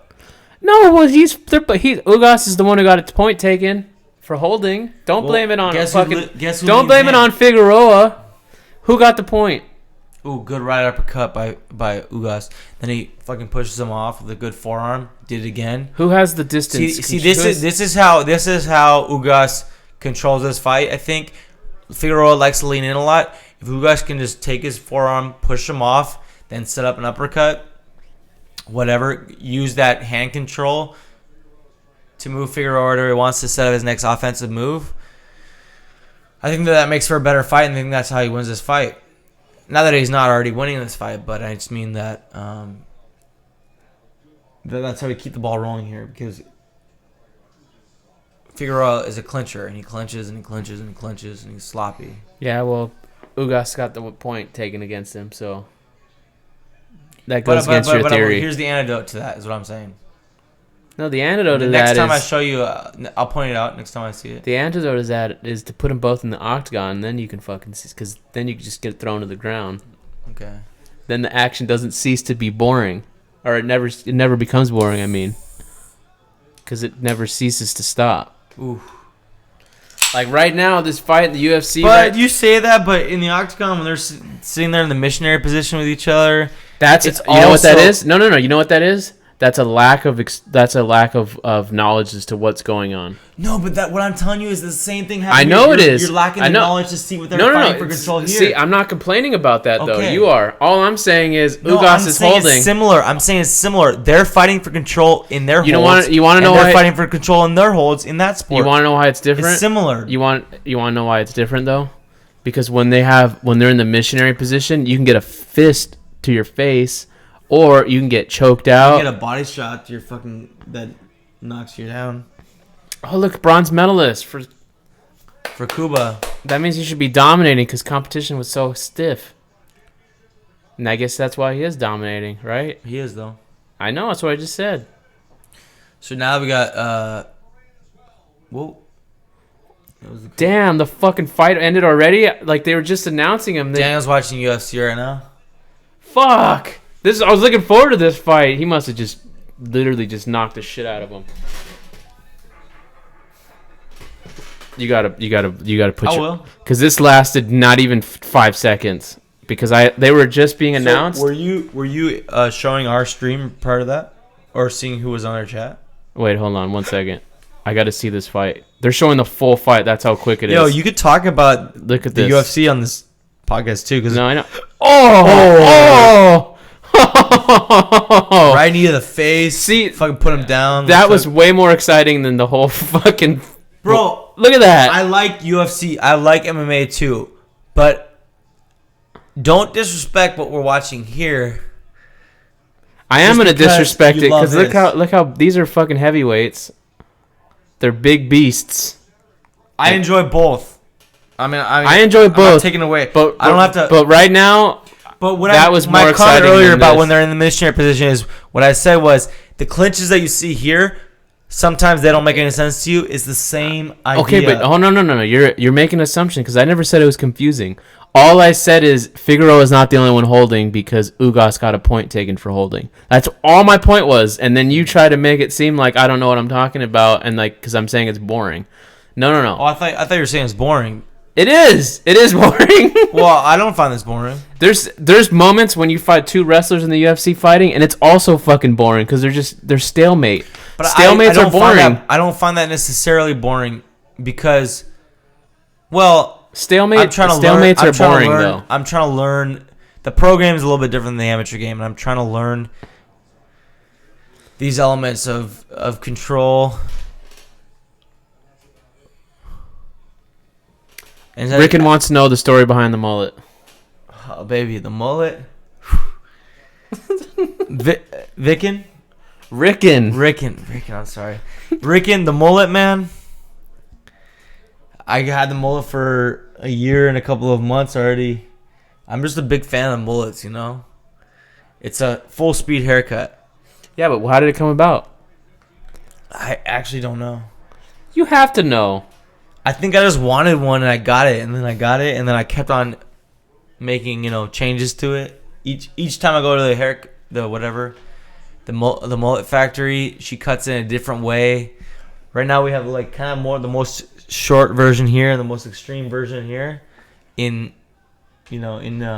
proportions, I would say. Who's your favorite mullet wearer? My favorite mullet Like currently or of all time? when you like in your bedroom, who's on Who do your I wall? fall asleep to thinking about at night? I didn't say that. I just said who's pictures on your wall. I think one has to, if one is in the right mindset, one has to see that either Jaromir Jagr or Mario Lemieux, when he was wearing a mullet, are the best mullets of all time. I'm going to say Mario Lemieux, but Yaromir's commitment to the game and the fact that he's still wearing a mullet. Who is that? Is he hockey? Hockey players, both Yeah. of them.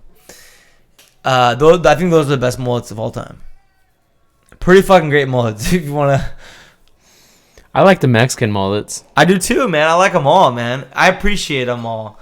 And like the singers and stuff that have them and shit. But you've had other hairstyles too. I've gone all over the map, dude. You probably won't even want to talk about your other hairstyles. We don't have to. You don't have to bring it up. You know. You should at some point bring it up. You've At some point, you have to keep listening, guys.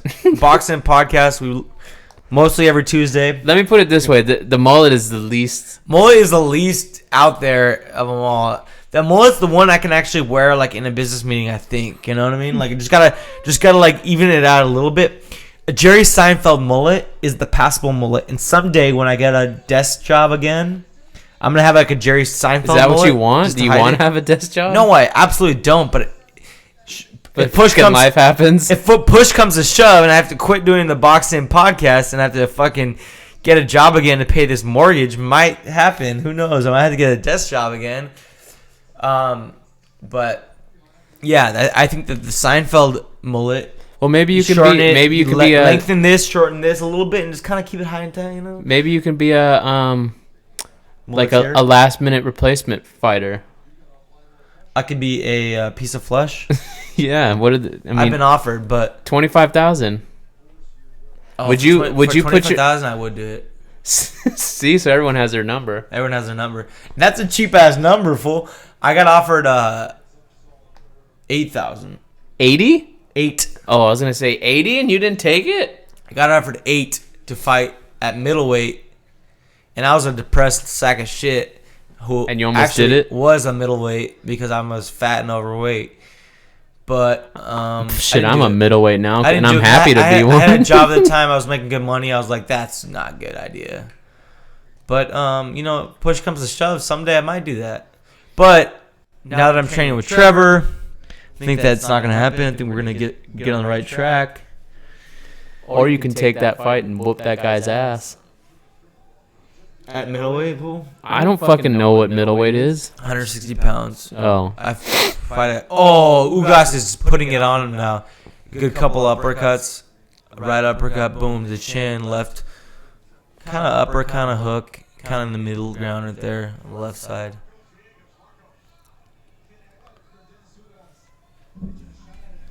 And the unofficial scorecard has this 59 to 53 in favor of Ugas. The only round that Ugas did not win is the round that he lost the point. According to the unofficial scorecard. Villegas, who's got a popular YouTube channel. I forget which one it is, but it gives me hope, right? You know, YouTube guy can make it on to any YouTube people can make. Look, I have fucking 30,000 subscribers. Oh, no, that's my point. Big flex. It is a big flex, but it's not even a drop in the bucket compared to a lot of people. Mad respect. But yeah, that's why I love you know, the opportunity we have in 2019 because, dude, like I want to be a fight promoter someday. I want to be Bob Arum. I want to be you know, a Don King. I want to be the big fight promoter. You don't want to be Don King. Okay, but the I idea mean, maybe being, you do. I don't know. Maybe you want to fuck people out of their money. The idea being, is he still promoting? No, I haven't seen him promote in fucking years. The idea being that a big name, well-known fight promoter. But I also want to be a Max Kellerman someday. I also want to. I mean, I don't think I'm giving you a great show today because. Well, you're being too negative on yourself. But anyway, podcast, but look at Ugas' bald spot. He's fucking Cuban, dog. It means he got here when he was fucking 40.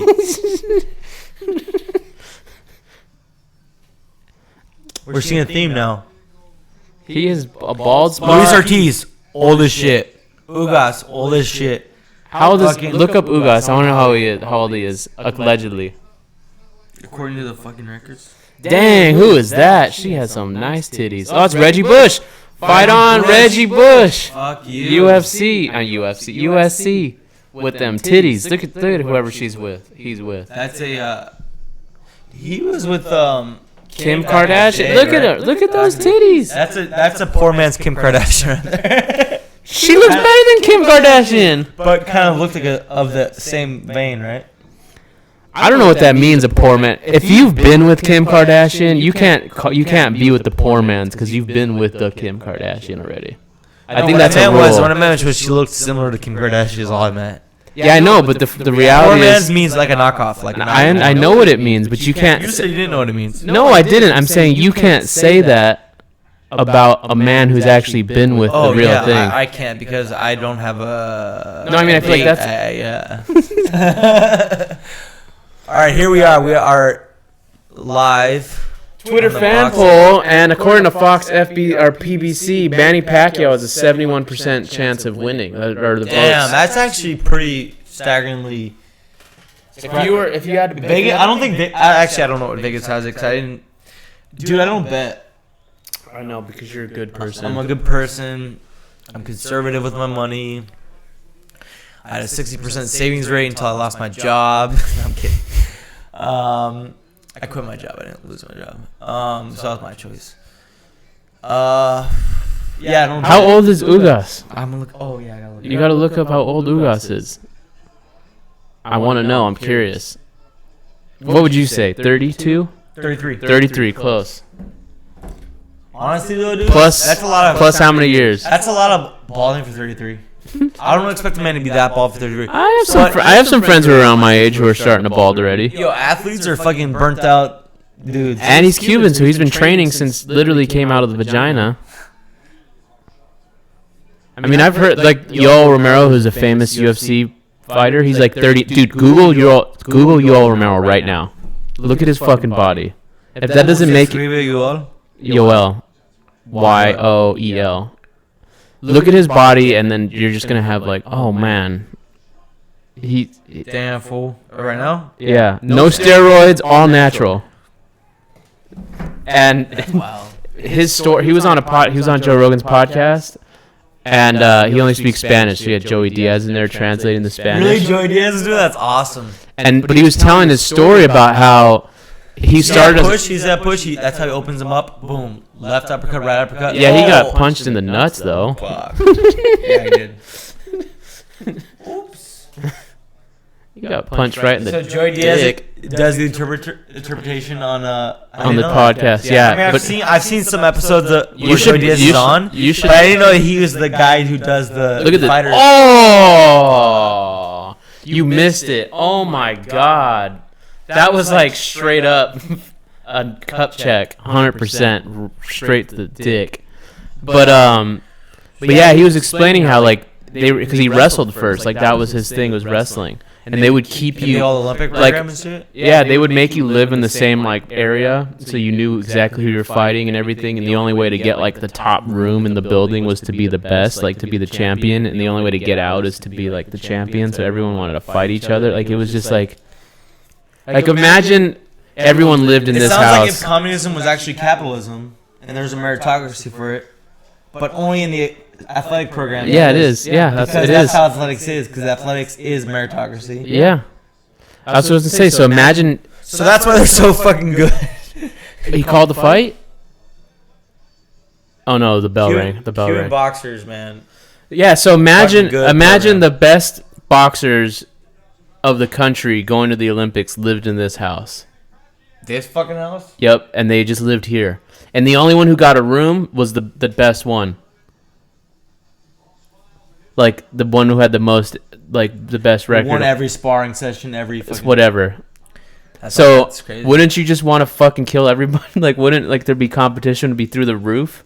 Yeah. Because like the only way to get out is by being the best, and you guys have to train, seeing each other's training shit. Like you know everything, but you still have to be better than them. I think it's crazy that Freddie Roach is still training with his Parkinson's. Yeah. I don't know. I wonder how much he's got left, to be honest with you, man. Approach? Yeah. Well, I didn't even know he was still training with Pacquiao because I thought they split up. He's not the head. Yeah, doesn't anymore. His trainer like a 20-year-old? Pacquiao? He's a guy. I think it's Marvin Samudio or something. Yeah, but isn't he like 20 years old? Nah, he's not that young. He's young. He's probably 30 something. Look him up. Look him up. Let's see how old he is. I think if we're talking about modern, Ugas is for sure older than him. Maybe.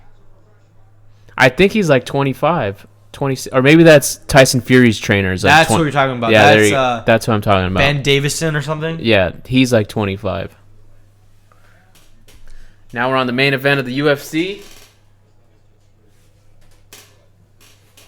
Gonna look excited Marvin for this one. Samudio is like I am excited for I don't Pacquiao know. though. I can't find his age, but he's a young guy. He's 30 maybe. I don't know. It doesn't I matter. do like Pacquiao. I'm excited for Pacquiao. I hope Pacquiao puts it on him. Hell yeah, me too.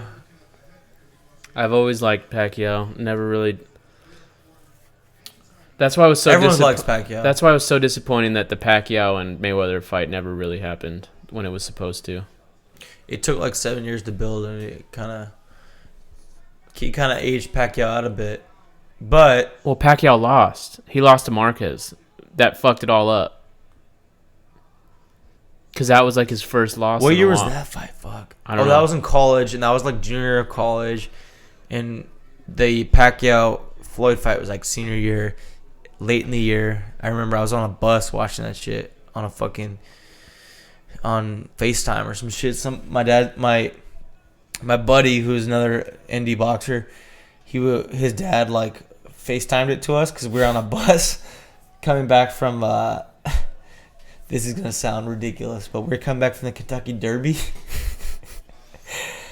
and it was just that night. That was the day of the and we just watched from there. So now I remember where I was. Yeah, I watched that fight. It was so disappointing. I was so looking forward to What's more disappointing, this fight or that fight? Pacquiao. What the fuck? That was a huge disappointment. I would still watch the 'Cause rematch. You were still buying into the fact that Mayweather might finally lose. Well, I didn't know that Pacquiao was injured. I've watched I it. don't think that he would have beaten. Yeah, but we don't know. If you're not 100%, you're not 100%. So there's always going to be the speculation. There's always the argument. And that's the problem. And then if they would have fought in their, like, a few years earlier, Yeah, we wish it was a few years earlier. then you could really have more of an argument. But I would watch a rematch, 100%.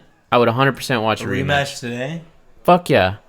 I genuinely find it ridiculous when people are like, I want to watch. Bullshit. You would be paying you would watch the fight. Trevor would watch the fight. I would pay boxing. I would pay for a rematch between Pacquiao and Mayweather ever before I would fucking pay for McGregor versus Mayweather. Yeah, but you watched that shit I saw too. that shit for free. But you still watched it For free. You still watched it.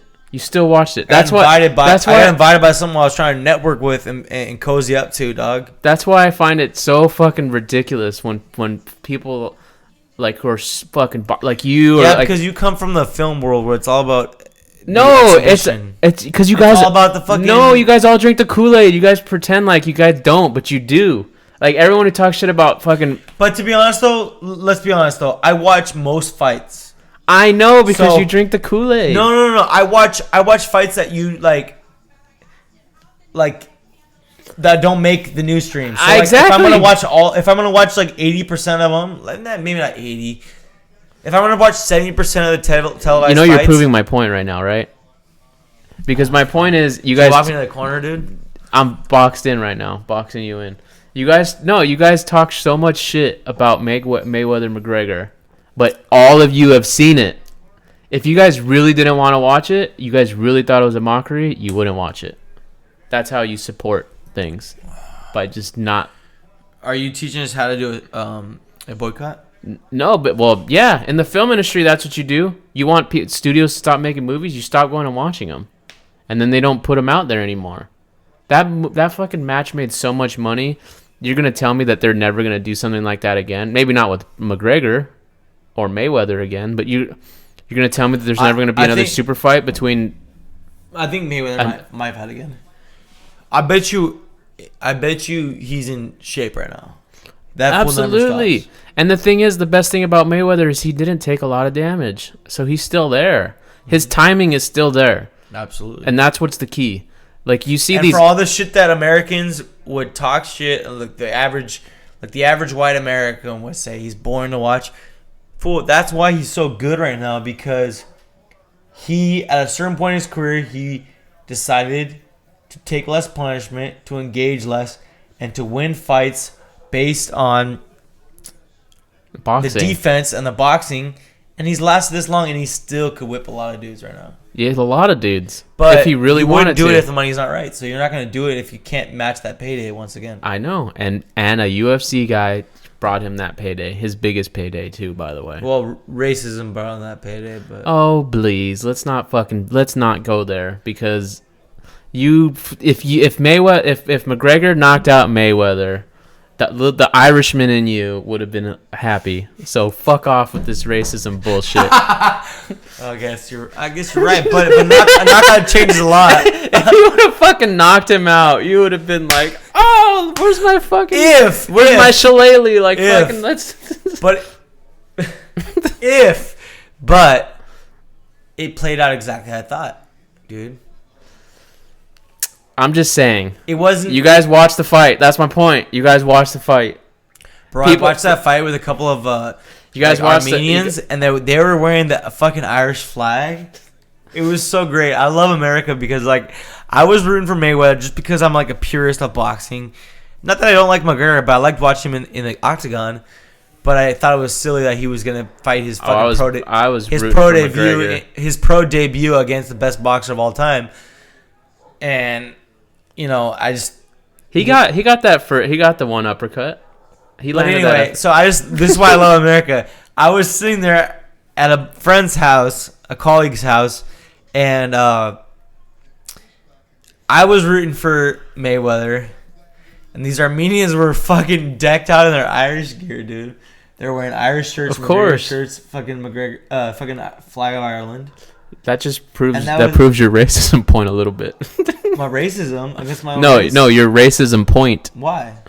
Because they were doing it because I guarantee the Armenians are doing it out of race, and like what McGregor stands for in terms of money and stuff. Okay, I'm not gonna let you just say what they did it for. They did it because they're big MMA fans. No. Those guys love MMA, and they're fans of every and they probably didn't like, and they probably don't like Mayweather. I'm not gonna let you say that. I don't know exactly if that's. Well, you don't need to let me say it, but most people who are into MMA don't like Mayweather. Yeah. Mayweather has a nasty reputation. Yeah, that's true. Period. Omar Figueroa's face is a little bit tocado.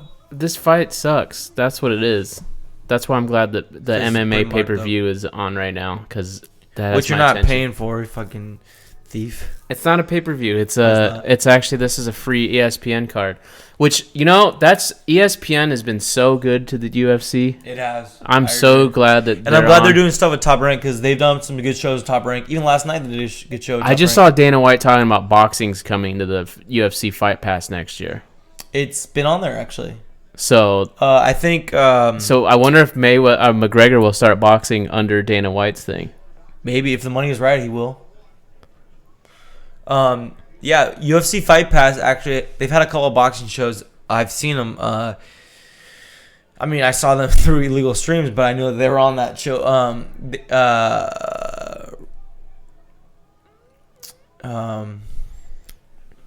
Allegedly, you don't know. No. I'm trying to think of I'm trying to think of which promoter it was that has put shows on UFC Fight Pass.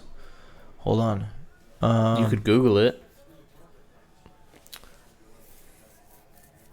Roy Jones Jr. has a promotion, and I think he's been on the UFC Fight Pass. I think it's great. Vegas, yeah. I think it's great because that's what I love about Dana White. He likes combat sports. Yeah. Period. Yeah. Period. He's into it. Bro, when Dana White said he was coming to boxing, most of the big promoters, I saw an probably interview. got a little scared a little bit. No. I saw an interview where most of the big promoters said, "We welcome him. Fucking, it's good for boxing.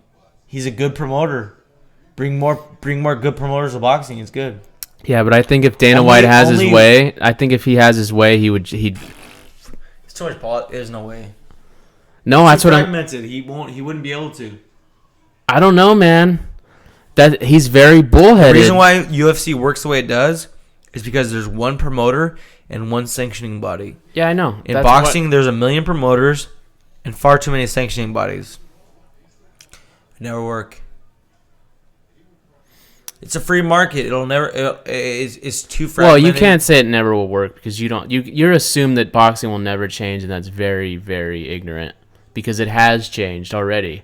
From the very first days when Joe Louis was fighting, it's not the same as it is now.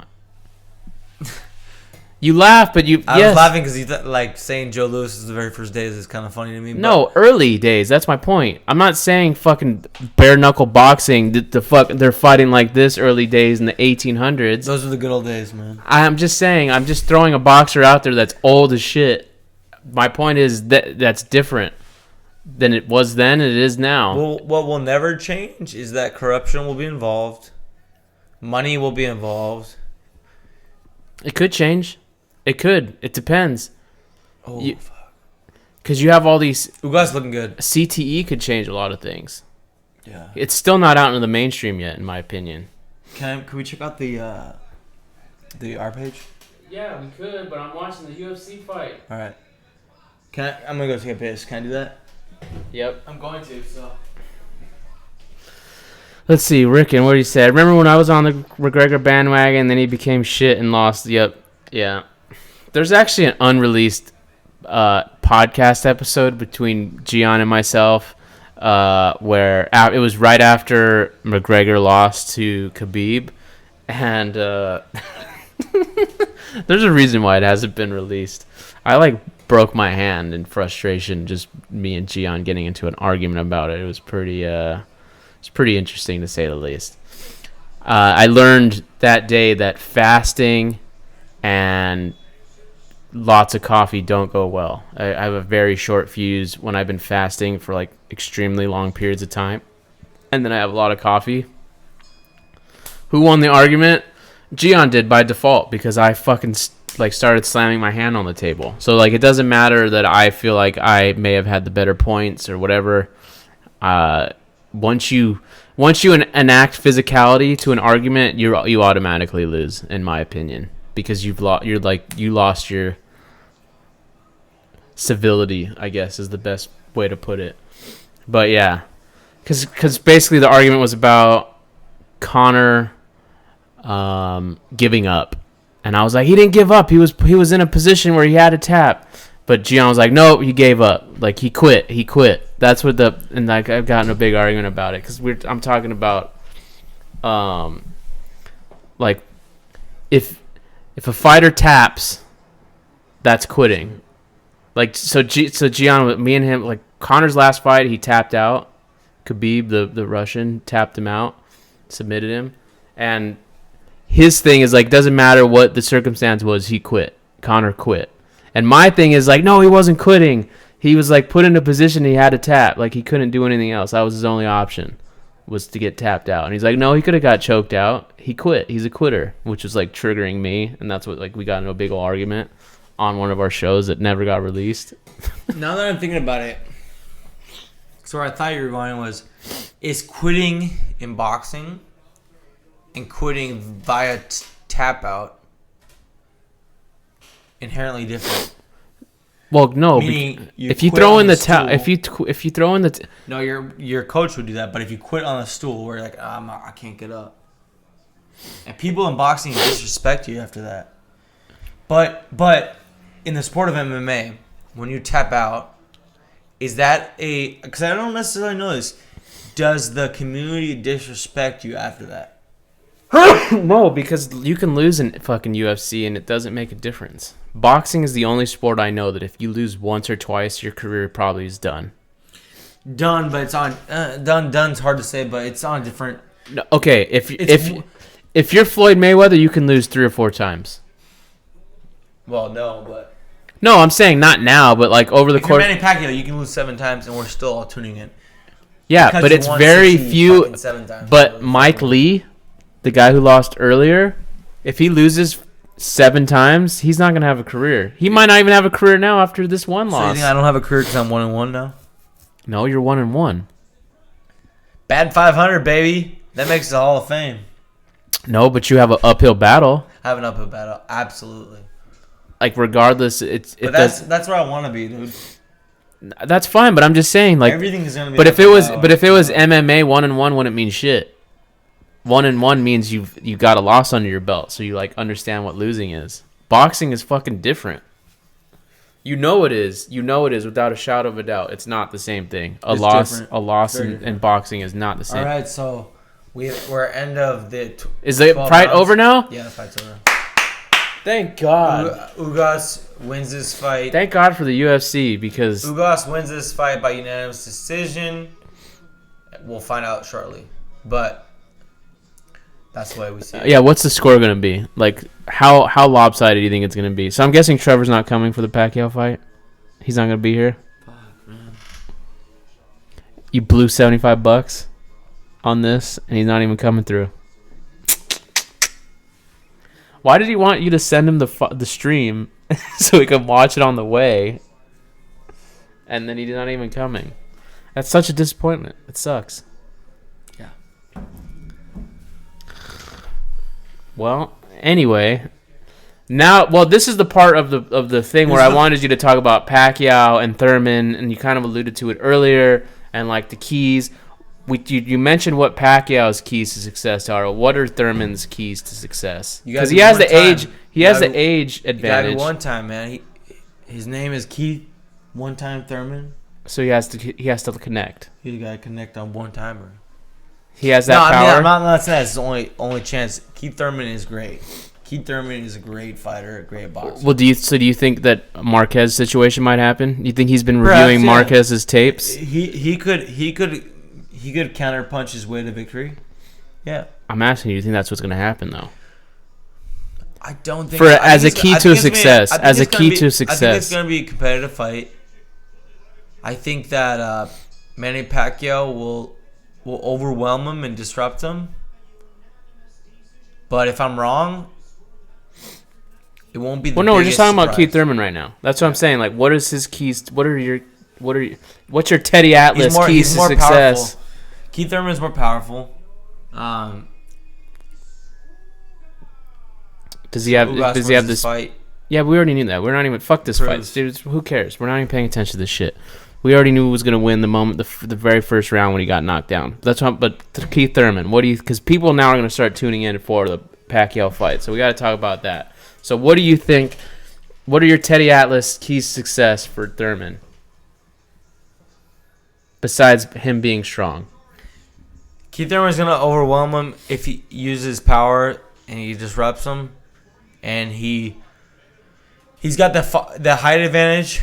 He's got the strength advantage, size advantage.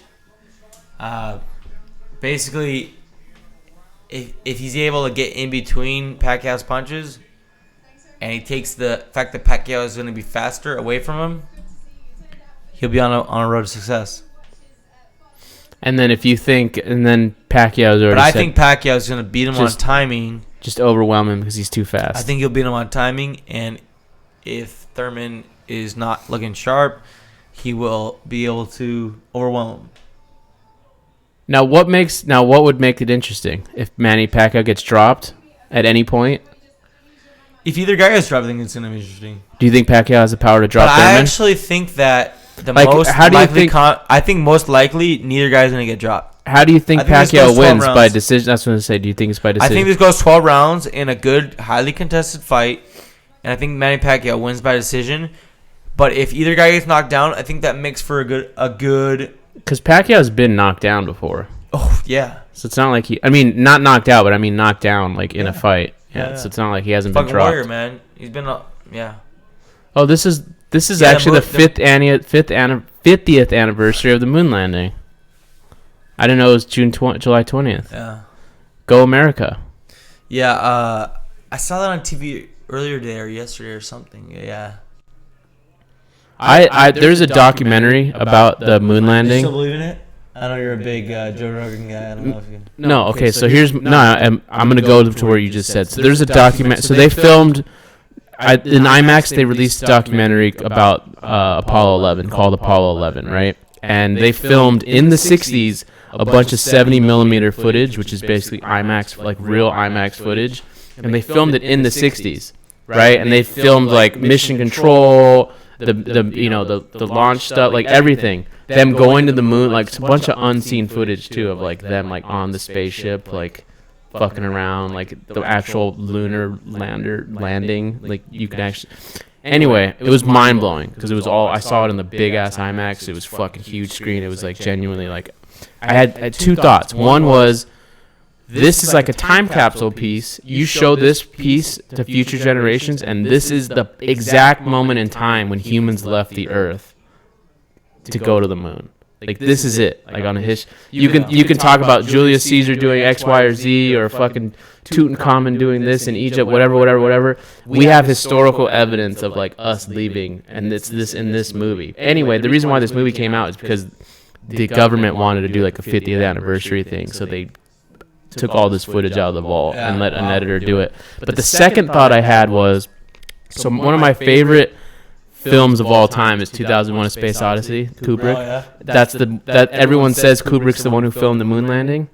Some of the shots, some of the footage in the fucking that's what they say. That's like the big conspiracy is Stanley Kubrick. Since 2001's graphics were so like ahead of their time and everything, practical, like all the way he shot his movies, that they assumed that he's the one who shot, because he was the Steven Spielberg of that time. Like no one else was doing like that type of movie other than him in 1968. And it was like scientists were saying it was accurate. It's like everything. Like it was very, very. It still holds up today, that movie. But some of the footage in that Apollo 11 movie looked exactly like 2001, and so it made me think either Kubrick really did film it, or he's such a fucking genius that he was actually able to recreate what it would look like to have certain shots facing planets and stuff, like in the moon. You know, Which one do you think is more likely? that he's that good. Is that good? I I was in Mexico City once. And at the time, there was a Stanley Kubrick, like one of those like traveling exhibits. Oh yeah, he has this. Yeah, And it was an exhibit at a museum there. And I checked out the whole thing. It was pretty cool. Yeah, they had that at like, LACMA a few years ago. They Yeah, travels around. Maybe it was yeah. the same one, but it was pretty awesome. Oh, I love it, dude. But when I was watching it, I'm like, I genuinely had the thought. I'm like, holy fuck, this looks exactly like the movie, like exactly. And I had the thought. I'm like, oh my god, is them showing me this stuff finally? Like, is this the evidence that I needed, quote unquote? I mean, I wasn't ever looking for it, but oh my god, is the moon landing fake? I swear to God, I actually want to download a print of the Apollo 11 so I could do comparisons, because it's so similar. It's very hard to like put into words. I have to show you. But yeah, that just shows you how good he was. I mean, I really do think it was real. I don't know. Why would it not be real? I mean, if we have satellites and shit, is it that far of a stretch that we could go there? I mean, arguably, I think it's real. it's pretty fucking hard to believe that like their best computer is nothing compared to this. Like, imagine we just sent my broken ass iPhone back in time so they could do all their calculations and shit. Hey, dude, when was the last time you fucking heard an ice cream truck go by? I don't know if 9. you're picking this up, but there's an ice cream truck going by my street right now, which at 9 p.m. blows at my night. mind because I have not seen or heard an ice Or cream do you truck want in ice cream? Is that years. why? But there's one going by right now, and it's. Do you want to flag him down? Do you want me to take the webcam Nah. and we can go outside and interview him I don't on the have live cash, stream? dude. I don't have any cash. Isn't that the trainer? Is that Liberace on the screen right now? Yeah. He's doing the fight commentary now. Oh, He okay. got paid today. He got paid twice. Or he's under Joe contract. Pearson, he's getting paid by PBC to do fight commentary, and he's getting paid by Lipin. That's probably 30% for that. What are the odds for Pacquiao right now? Like the Vegas odds. Do you know how to decipher odds? Not really, because I don't know shit, but Well, I know that. I'll read it to you, and you'll Yeah. be able to tell me what I'm. Manny Pacquiao, 48 years old. Senator, box. He's he's a professional basketball player too. In his own league. Yeah, They have a height minimum. No, height maximum. and it's his height. He's the tallest basketball player in the league. 7-4 in his last 11 fights. He owns the team that he's on. 54-3 in previous 59 fights. Matt Pacquiao, one of the greatest of all Taller time. than owning the team in the league and then making. Well, he's a governor. He's a senator too. He'll be president of. All right, what are the odds? What are the fighting odds? I don't know because I don't know how to do this stuff, and I hate how Google, when it comes to boxing, they give you the worst results. Why do you sound so depressed about it? Because I don't know I don't know how to find Vegas odds. I don't know about gambling. Do you feel like you looking it up is gonna be like infect your phone? You want me to look it up? Like for instance. Oh, Rickon said he could hear the ice cream truck. He heard it. There you go, Rickon. What flavor do you want? What kind of ice cream do you get from those trucks? Do you get the ones with the fucked up eyes, like the Tweety bird with like the eyes that are like The Tweaky bird. the Tweaker bird. chocolate? Rickon says chocolate ice cream. What kind of chocolate ice cream do they have? Oh, Dude, in the bars. Just the bars. I was gonna say, you know what sounds so good right now? I haven't had it in ages. Ice Fudge cream bar? sandwich. Oh yeah, those sound good. Ice cream sandwich. Those are the only ice creams where one is not enough. I have to eat like 3 Yeah. of them. Two. Over two. Two minimum. Two minimum. Yeah, easily. One is like just not enough. It's like a The tease. fucking internet didn't even show me it. It showed me an honor card, but not. Here, let's see. I'll look it up. Let's see. Manny Pacquiao fight Vegas odds. So your final answer is going to be Pacquiao by decision then. I think so. I think that.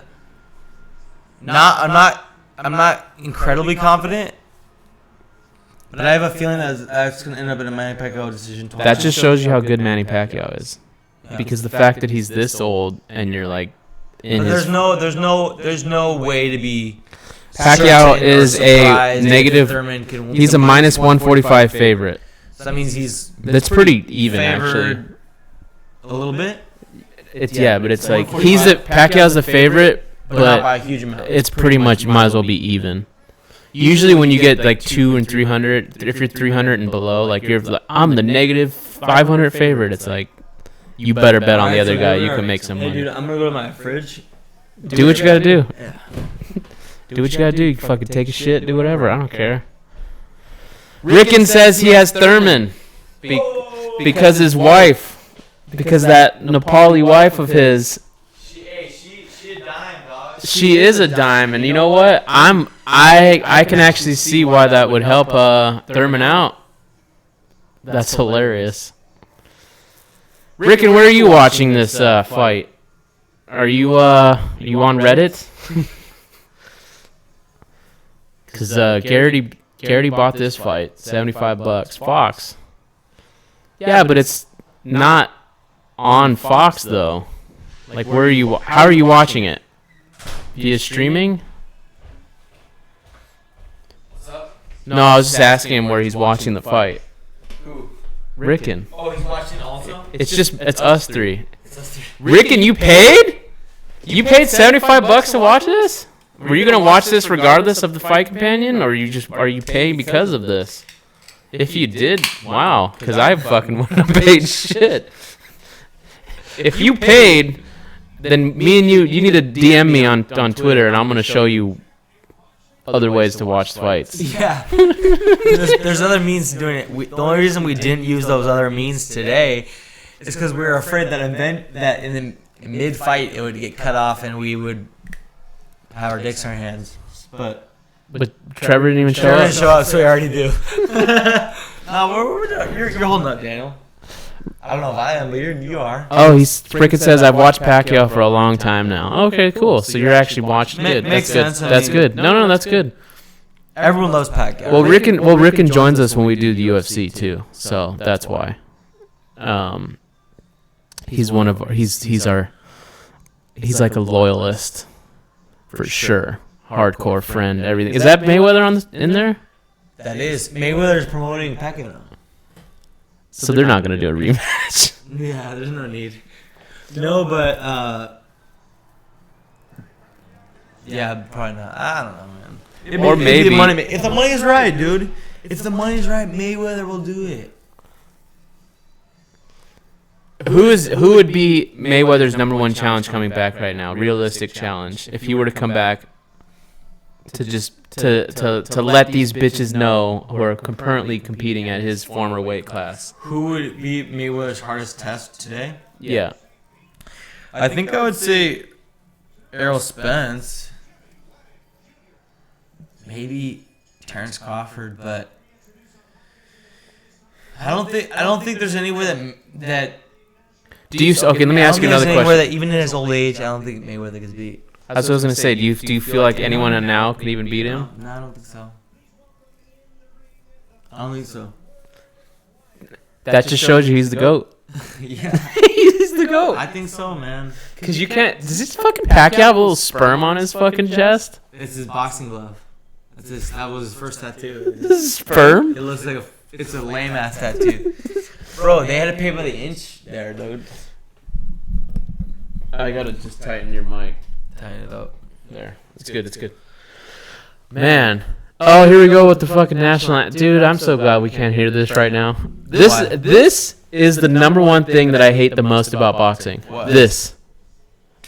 The national anthems. It's a waste of time. I don't give a fuck about this. I don't care about this. Every sport does it, so chill out. UFC doesn't.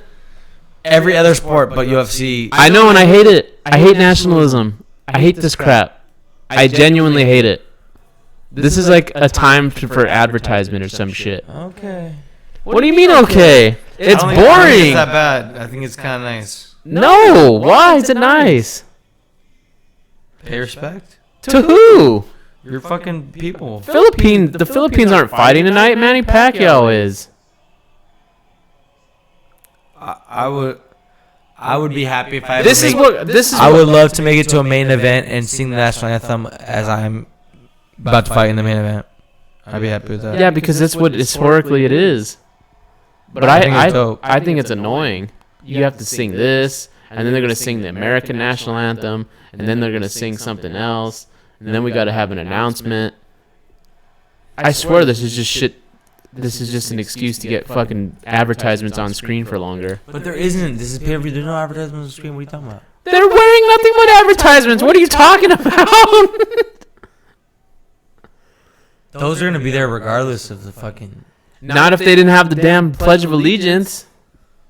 Daniel, you're taking this way too far. No, I'm not. It's a waste of tradition. No, this is a build-up crap. This is like an excuse. Like, fight already, fight. Build up for like. Maybe We need Bruce. nationalism would be a better statement than. I said build that. up for okay, but you said it's build up for fucking the NASCAR sponsors on their fucking chests. Keith Thurman's team ain't have no. Why do I NASCAR care sponsors. about this? This is boring. You know what this is? This is time to go get another beer, to go pee, to go get another round of food, to pay for the pizza when it comes. Like, that's what this time is. National anthem is going on right now. Well, take a knee. Oh, he's taking a knee. Uh-oh. What's wrong with the audio? It's echoing. Perfect, right at the main event, it echoes. Let's see. 1 second. Thank you, Rickon, for being our only quality control out there. Appreciate it, Rickon, man. Keith Thurman, man. I don't know. I didn't change anything. I love. Hey, by the way, I want Manny Pacquiao because I want this to be his last fight. But I like Keith Thurman too, man. I gotta go in the other room to watch this. All right. To see why it's echoing. Thanks, hey Rickon, I appreciate it. So for those of us that are hearing this later, because I think most people will be, because this is the boxing podcast. But this is a live stream right now, and Rickon, a new subscriber of the show, he is helping us out with our quality control. So he's telling us what he's hearing on his end of things, and we appreciate you, dude.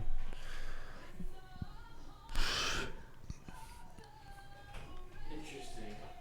There is echo. It's a light echo, but I think it's because our mics are close together. So Oh, really? hold on. This is gonna sound annoying.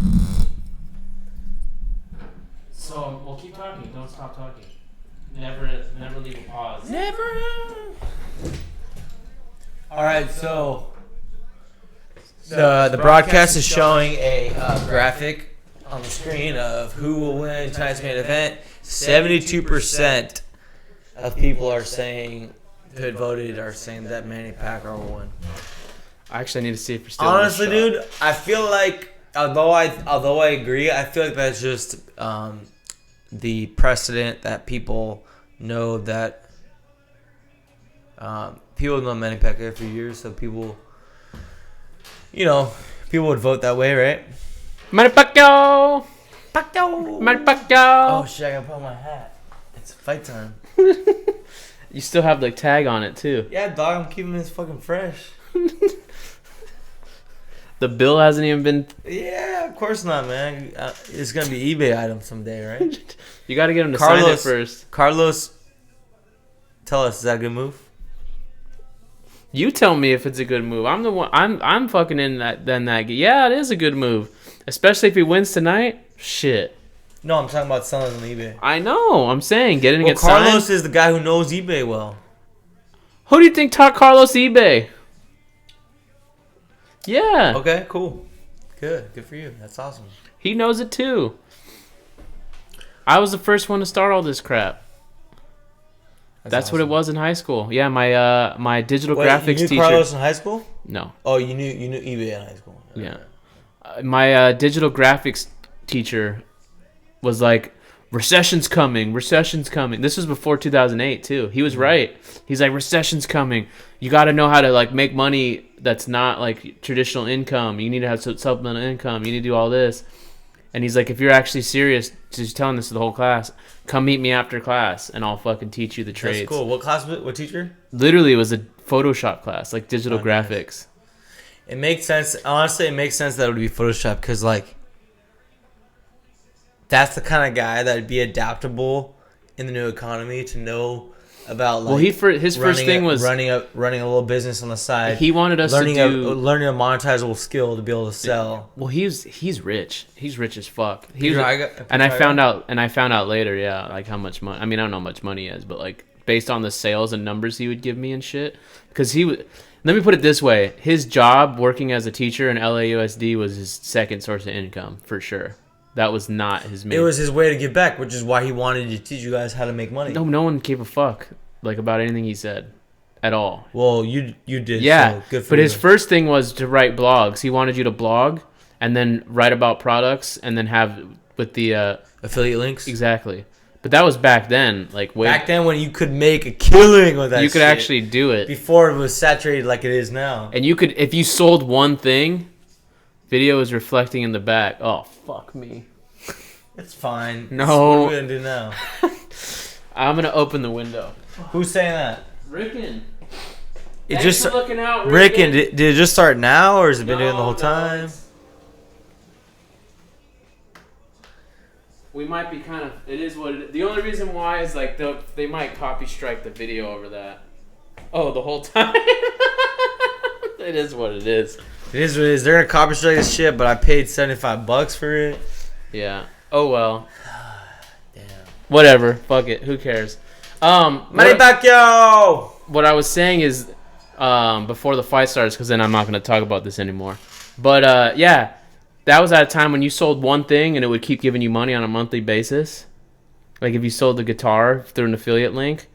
Like I know a kid who did that, and every month he'd be getting $75 a month because it was 10% of the sale of the guitar he was talking about. But that has to be a new sale each month? Nope. How? That's how it used to work back then. I don't understand what you mean. I'm missing something here. Because his site generated a sale. So they considered that like a site worth. So they would give him a commission on like. Who would give it? Fender.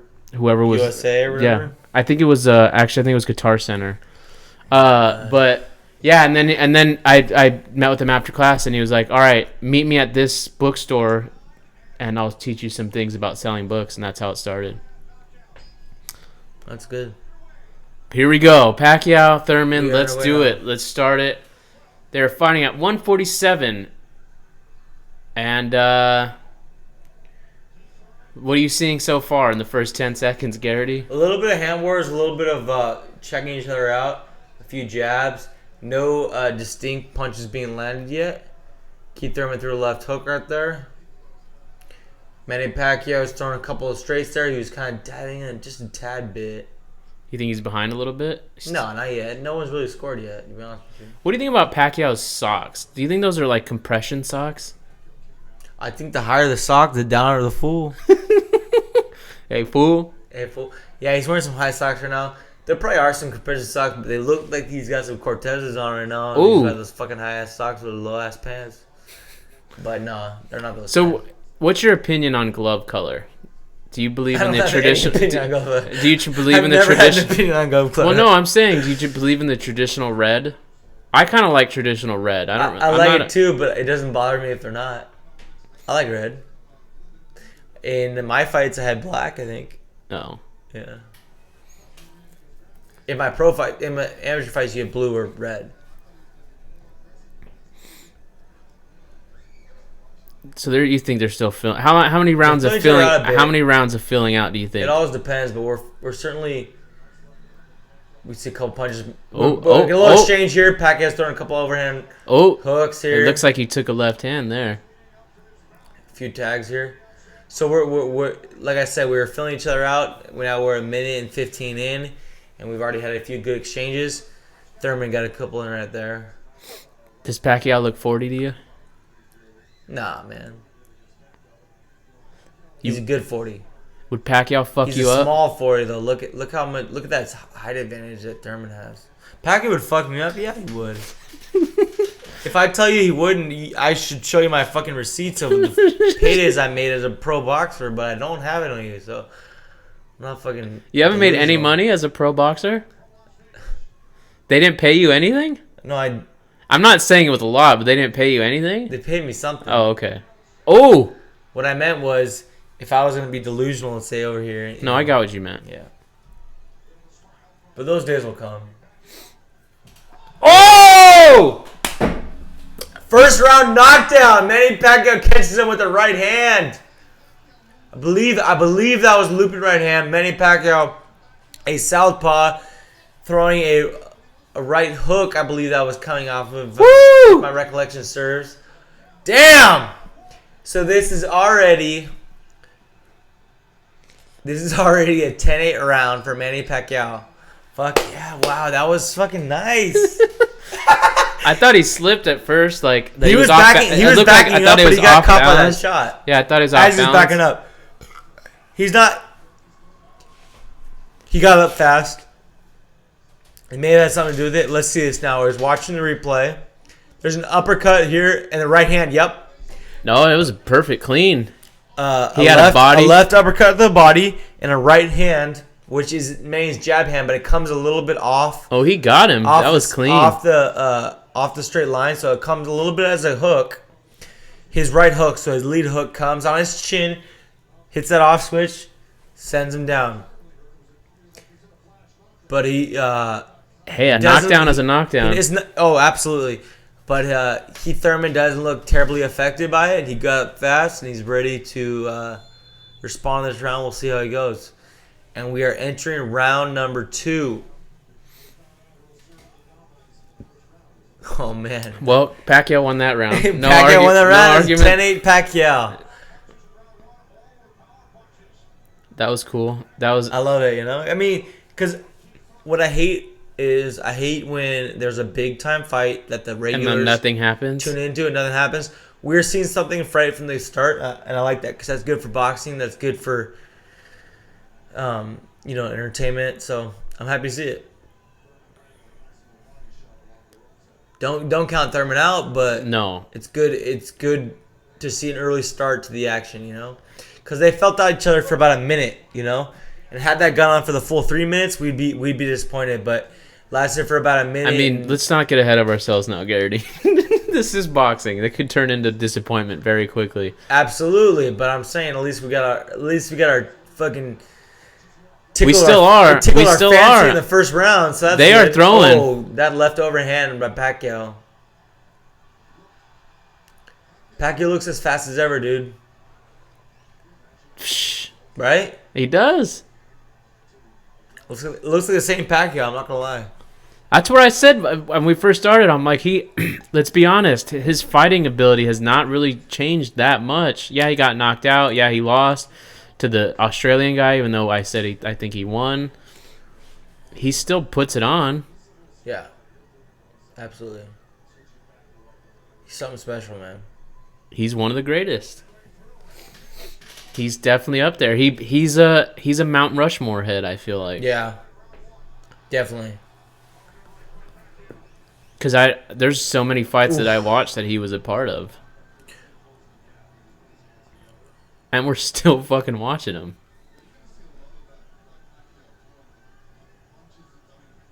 Ooh, good fucking left hand straight cross. Doesn't really look like much is getting through with Thurman, though. You mean Thurman's offense? Yeah, it doesn't look like it's getting through his defense. Pacquiao's hands. It's starting to give me a headache, this tight cap here. Might take it off. But anyway, this is a Manny Pacquiao hat. My brother you Amy might gave just, me as a gift. bro. You got to put it on. What are you doing? It's giving me a headache, man. It's a little too tight. You're gonna fuck it up the superstition of the whole thing. It's fine. It's fine. Watch, he's gonna get dropped right now.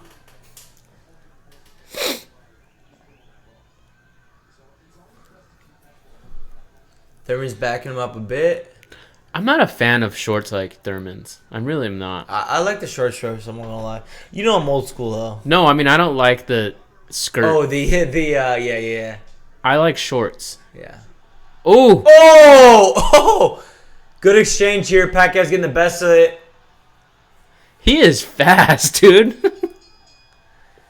Oh! You give him a little, Muhammad give him a Ali little shuffle. dance, a little shuffle at the end there. Pacquiao's having a good time, man. That's another 10-9 round for Pacquiao. Not another, but that's a 10-9 round for Pacquiao. That's his first So 10-9 round. 10-8 in the first one. Oh, there's his wife. Yeah, his Jinky's hot. Jinky Pacquiao. That plastic surgery is good. Yeah, man. So we're looking at 10-8 and 10-9. Pacquiao has won both these rounds. Keith Thurman's wife is there's an also Apolli. hot. Priyana. Thapa Thurman. Attending. She must be nervous as fuck. Yeah, I gotta imagine. Pacquiao's wife. After he got knocked down. Pacquiao's wife's nervous too, but she's also like. Look at her. Damn, she's she is seen it so so many hot. times. She's all hyperventilating and shit. You see her actually like beads of sweat coming out her I know, forehead. because she's nervous. Yeah, I she's would be genuinely too. fucking nervous. But they're getting paid tonight though. They are. Ooh. Pull back a little bit on that. Shot. He didn't want to end it too early.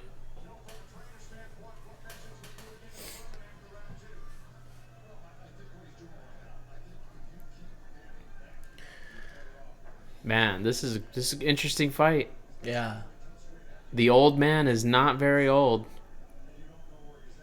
So even with this performance, let's assume we are 30 seconds into round 3. Don't even be like even with this performance, but I still think Spence would be too much for Pacquiao. No, I'm saying even if it continues this way for the rest of the fight.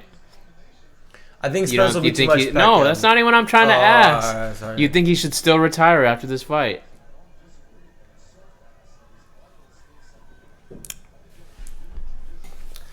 Go run for president. He's gonna do that too. He's gonna do both. He's gonna be the first president that's gonna be like, also still professional. I'm gonna fuck you up. What, Trump? Let's go in the ring. Let's fight. He's gonna fight Putin. Actually, Putin would probably kill him, to be honest with you. Putin's got enough outside power to. Well, apparently Putin's like Take care of a him. very good wrestler. We're doing that the Joe Rogan podcast. Yeah, that's where you learn most things nowadays.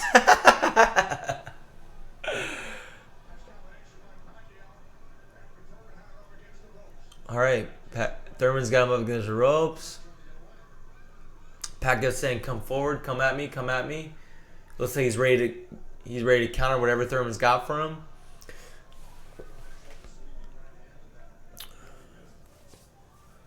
Round 3's been pretty good. I mean, we've seen a lot of offense from both of them. Now that one of them is backing down. Boom. I agree, It's Rickon. crazy- That's funny. It's crazy to see. It's crazy to see Pacquiao jab over Thurman's jab. Because he's short. Considering that difference, he's His arms are shorter, too. yeah. But that speed, though, he makes it there first, he can win. Oh, he landed there, too. Do you remember how? Did you watch Pacquiao versus De La Hoya? Yeah, I've seen most Do you- of Pacquiao's fights. Do you remember how big that height difference was, and how staggering that was, and he still put him away? That's why he's one of the GOATs. He's Yeah. up there. Well, Oscar was also out. I think, wasn't he always out? He was on the way out. Oscar was on the way out. Yeah. It was Passing of the torch, It was really. passing the torch in a sense, yeah. I mean, also Oscar also passed it to to Mayweather before that too. Yeah, no, he passed all the torches. He extinguished his fire. That's what Pacquiao did. But Who won that round? Oscar knew how to make the Pacquiao one. Oscar knew how to make the way on the way up and the money on the way down. He's making money now. Yeah. Dressing like a woman, fucking doing coke, doing all that shit, making that money. Doing fucking He didn't make no money. one-off MMA events with He 58-year-old lost money on has-beens. that. That was bad. Yeah, because he Deal. didn't give a shit. He didn't even know the fighters' names Yeah, and that was shit. hilarious when he goes, "All right, so we have the main event. Who's the main event? Chuck Liddell and Chuck Tito Liddell versus Tito Ortiz. And also we have Other a fighters. great undercard, and those fighters are behind me right now. I don't know their names, but they're all very good. And you can check them out online. For $39.99. And they're all very good very good MMA fighters. And that was the worst promotion ever. And that fight lost money, I believe. I went to that fight. Do you went to it? Yeah. At The forum. Forum. Yo, we got Rickon Patel and Rohit Rawat as our new subscribers. Let's go. Rohit, that's the one. That I Rohit. knew it wasn't Rick. Actually, I knew a kid in college named Rohit. Wow. Good kid. Nice guy.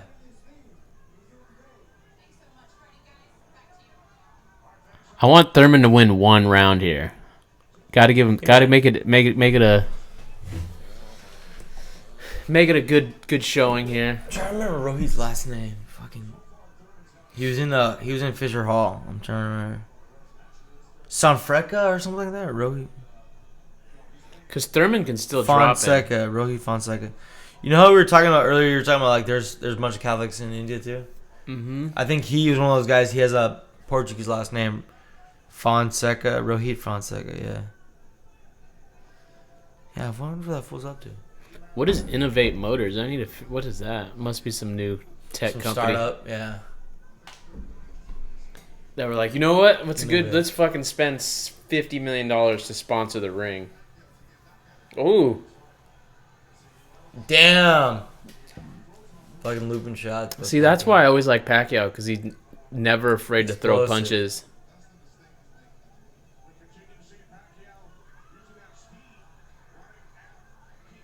I do want Thurman to land something, though. I really want it to be interesting.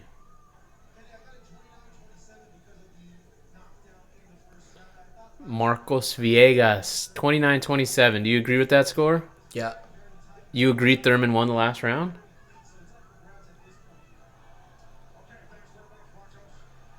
Maybe. I don't contest it too much. Pacquiao's definitely winning this round. Look at that. He's touched him everywhere, man. So do you think the best defense right there is to just take it? No, absolutely not. Oh, he just took You out gotta another move one. and you gotta return.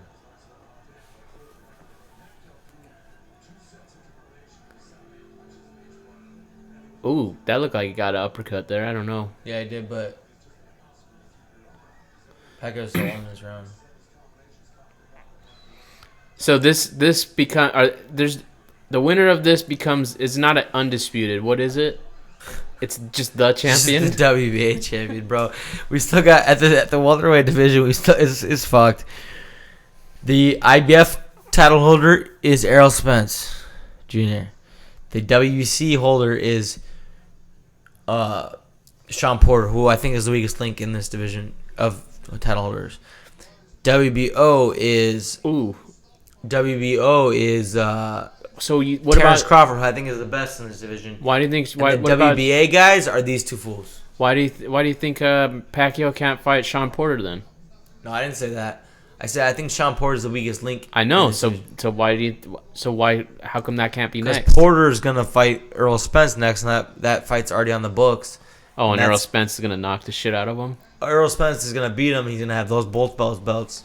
So he'd have to fight Errol Spence. Yeah. And I don't think that Pacquiao beats Earl Spence. But maybe that's a good way to go. Now, if he did, then he can retire. Because there's nothing left for him to do. Terrence Crawford would kill Manny Pacquiao. So Earl Spence would have to be his next fight, and if he takes out Earl, he'd have to fight Terrence, and that would be it. We talk about like have to as if these things could Yeah, happen. but it'd be what wish, next? We wish it would happen. Yeah, but if he wins tonight, it could generate money. That's Yeah. the whole thing, right? Prize fighting. It's all Yeah. about the money. But I don't think that Manny Pacquiao beats Errol Spence. I know. You didn't think that Andy Ruiz would beat Anthony Joshua either. So Also, I spent more time watching these two guys than I did those two guys. hey, I'm just saying, you, like everyone else, did not think We've Ruiz all would been win. wrong before. Exactly. Ooh, there's a couple good shots by Thurman.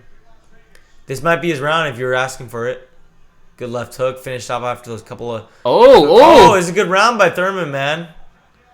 Got a couple good hard shots. Pacquiao's asking for give me more, which usually it's a sign of bravado, but usually it's a sign of fucking you got me. I'm getting hit. Yeah, I'm getting hit, dog. Give me more. That ain't nothing, but a lot of times it means that like I got hit. You know, when they like wave it off. No, Like that that's didn't nothing. hurt. That's nothing. Usually when they say it's nothing, that means I got hit. But Uh-oh. it's a good ass. You just round. got a straight. Oof. This might be that round you were talking about, like you just said.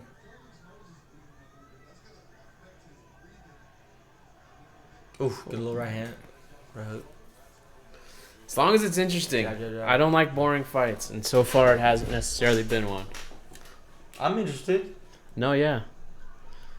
Priyana, yeah.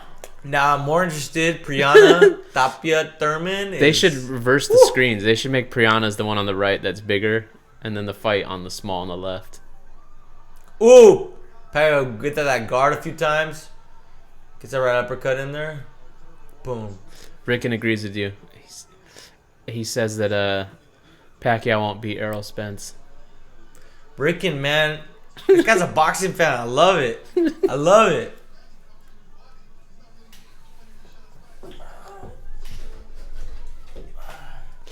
He also said Priyana's charm is working on Pacquiao and that he's getting distracted. That's awesome. Oh! Get out of the way, ref. Oh. He's getting hit now. I don't know who won this round now. It's kind of good, even round. Oof. This is a fucking great finish to this round right here. Good last 10 seconds, man. Yeah, no, that's what I'm saying. Look lot at of his punch face is fucked exchanges. up. I think Pacquiao might have came out and took that round from Might behind. stole it back. Hard to tell. Would love to be a judge right now. Rickett said Thurman won. I don't know. He could be right. Could be. I love the dude. I love Pacquiao's fat trainer friend. Yeah. I don't know his name either, but I've seen him so many times, you know? Like in so many videos and so many fights. He's the cook. He's the one who makes him the good food. What is on his chest? Medallions. I know, but what is it? So right now we're looking at Deontay Wilder in the booth. Dude, I love his fucking suit jacket. His tuxedo jacket is like lined with Fucking diamonds. fire, dude. It's great.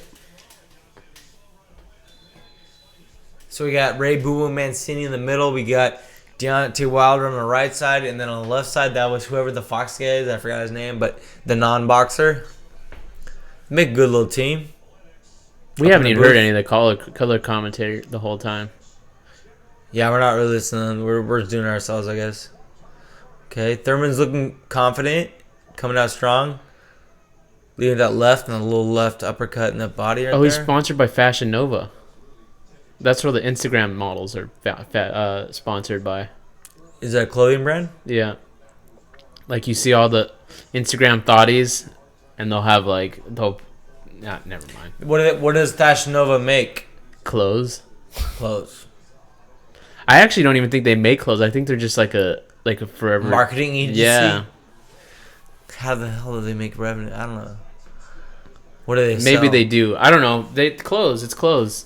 They're like Forever 21, I guess. Ooh. A little bit of something right there. Chris Areola, why do you get that off the screen? Kowanaki versus Areola. He got fucking stomped his last fight. Yeah, he did. What did the ref just do there? What was that?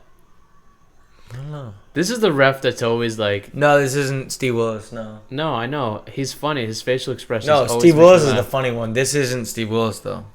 Here, let me confirm who's reffing tonight. Ooh, that went through. Look, Floyd Mayweather with his Steve Jobs turtleneck. Yeah. The guy who's reffing tonight is...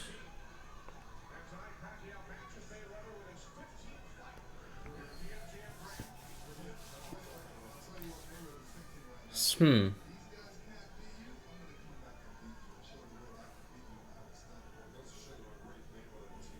Did you hear fucking Lennox I can't Lewis? find who the ref is. Did you hear Lennox Lewis trying to Nah. pump up the Mayweather fight? He said if Thurman, or at least what I think I heard, I'm not sure, if Thurman can't beat Pacquiao, that he has to come back to show him how it's done. If the money's right.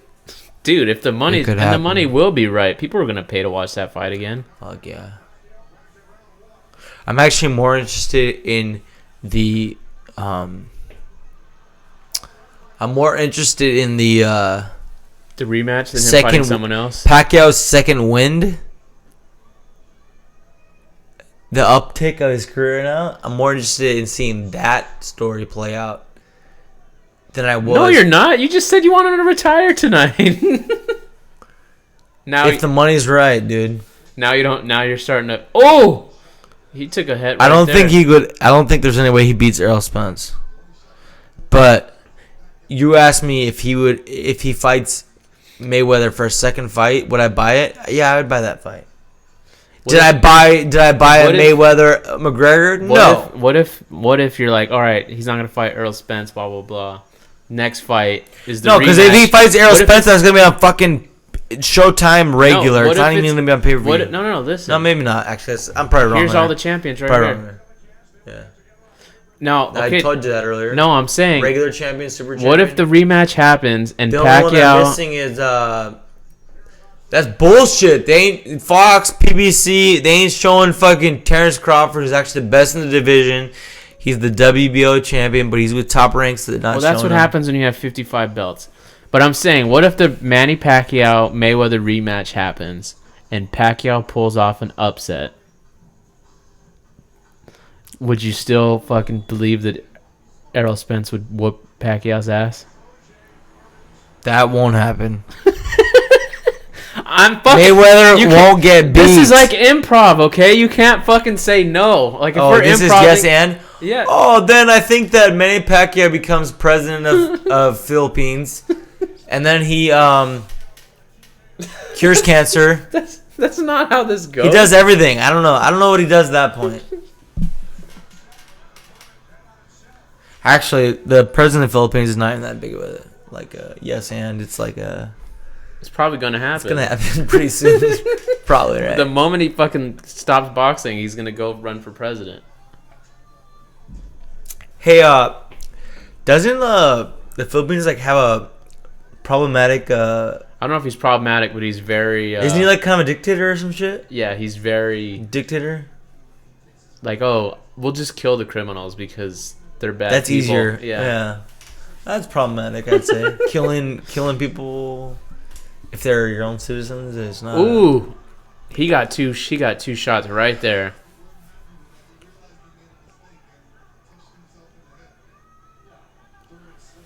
I don't know. This could go by decision by Thurman because it's other than that first round knockout, it's kind of not been as one-sided, I guess.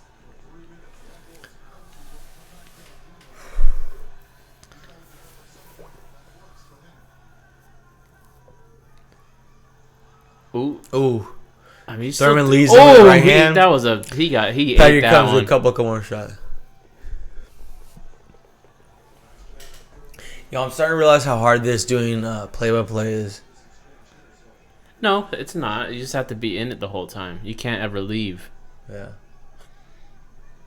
and then not watch. You have to. But watch. I never said I was doing play-by-play tonight. I said I was doing color. Oh, he fucking took 2 shots to the head. Right?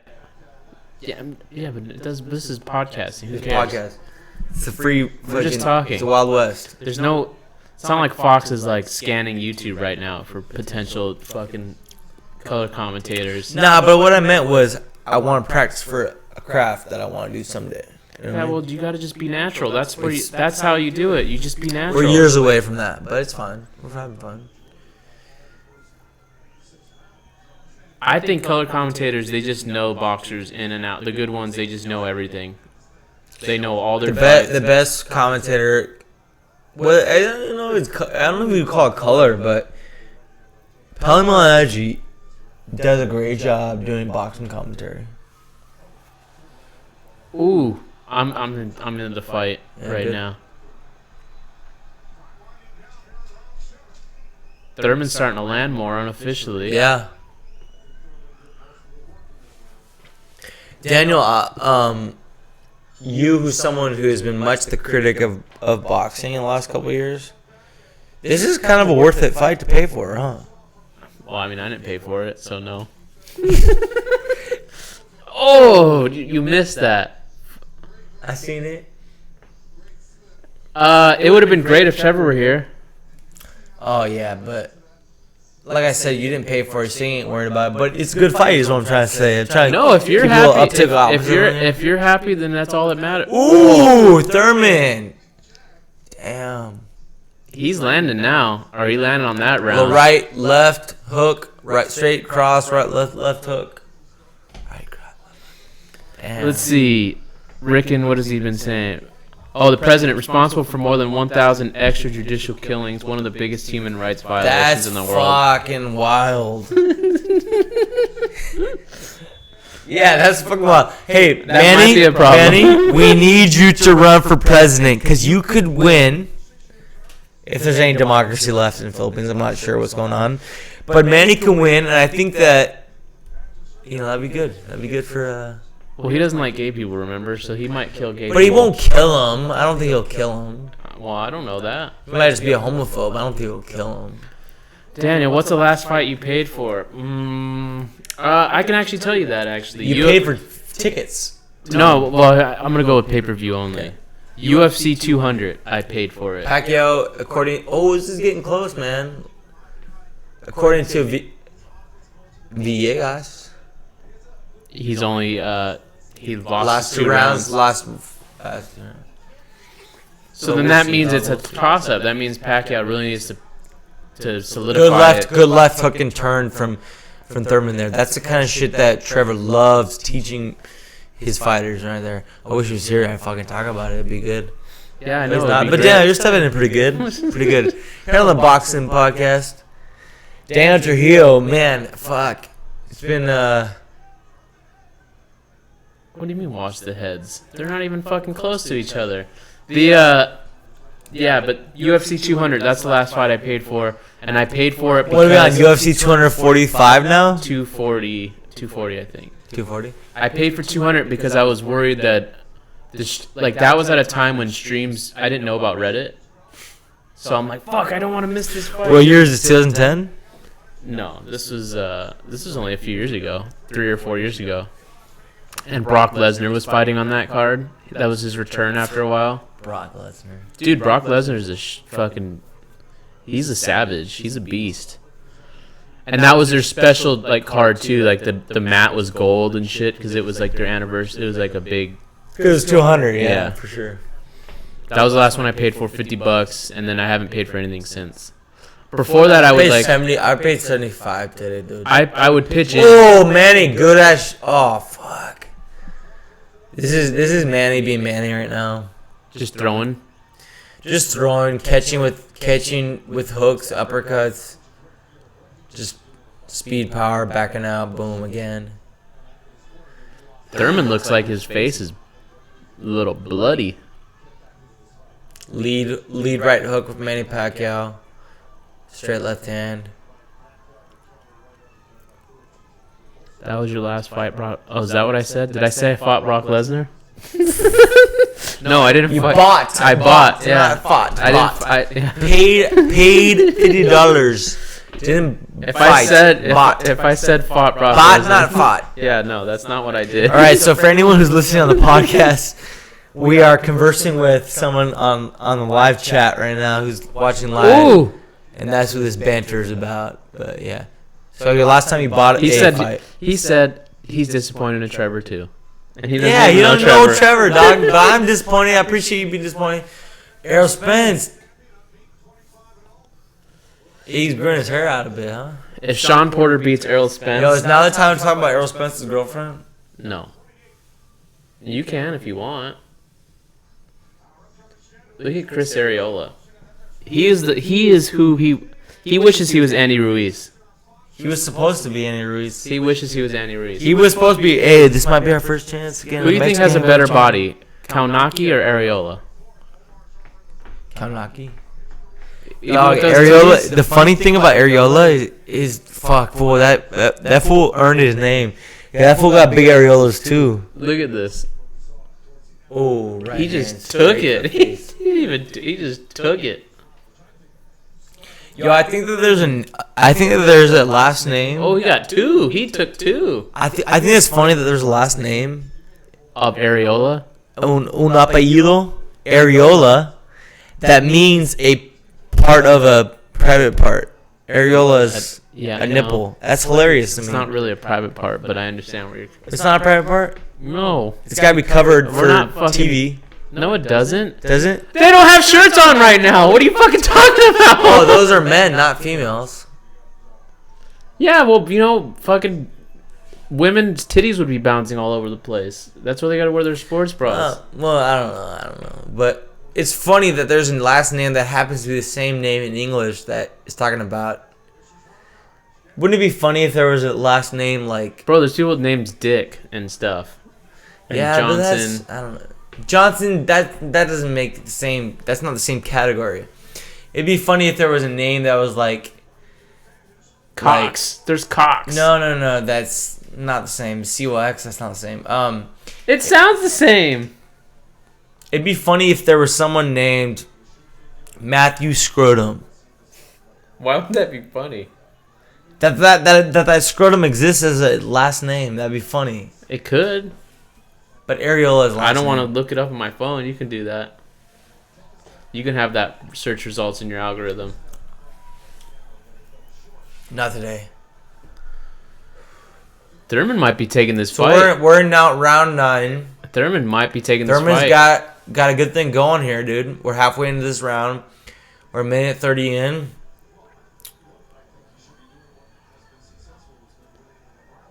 I really think Thurman might be taking this fight from Pacquiao, if not already, to be honest with you. Yeah, dude. I haven't been writing it down on my own scorecard, but got a couple rounds last few.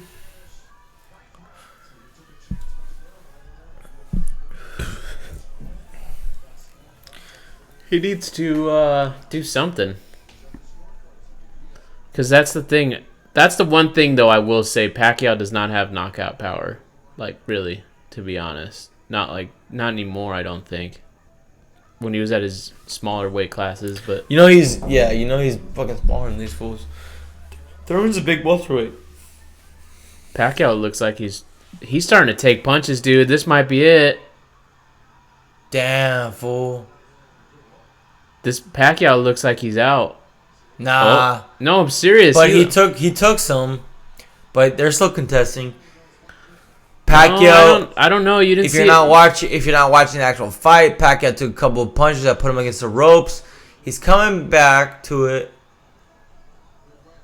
But I'm not saying. But Thurman still wins this round, right? Oh, for sure. I thought Pacquiao was going to be done right there. He was. But that's good boxing. That's what you like to see. A guy who's losing the round and still comes back to finish the round hard as he can, regardless of the fact that he lost that round. It's getting close now. Look at Deontay. It is. You're right. Look at Deontay. Deontay's just fucking vibing right now, dog.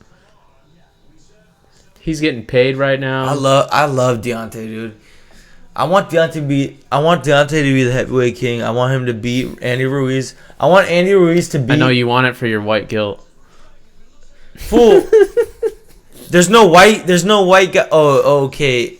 It was a joke. Tyson Fury. It was a joke. I'm anti-British. No, I'm saying you want him for the white, like, to redeem. I'm American, dude. He's the American champion right now. Andy Ruiz is American, but he plays Mexico, right?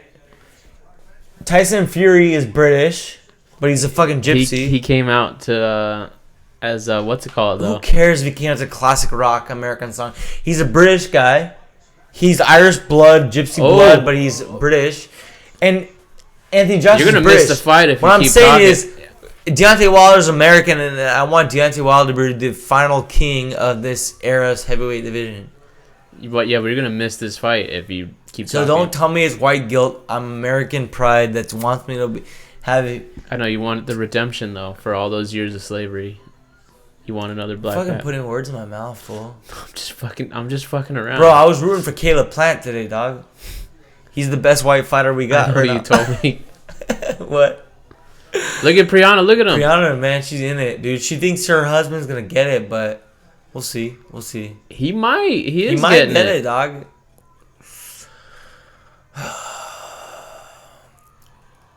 Pacquiao needs to land. Yo, I got a question. When did MGM Grand stop branding it as MGM Grand and start saying MGM? What was the last time you went to Resorts? Vegas? Punk Rock Bowling, 2000. Oh fuck, that's a long time ago. Because they're probably not fighting at the MGM 11. Grand. They're not. Probably not. The Sure? MGM Grand. There's the MGM Grand, and there's across the street, which is MGM Resorts. Oh, okay. That's it then. It's still, yeah, it's. So their event That's center why I is asked now you- across the street. Okay. That's why I asked you when was the last time. Bro, you want to know something crazy? I've been to a bunch of pro fights. I've never been to a Vegas fight. I want to. I have. I went. You went to Canelo last. Yeah. Oh shit, Thurman looks a little hurt, dog. He's on his bike. He's on the fight. Oh, Pacquiao, come with it. A few hooks. You're a minute in.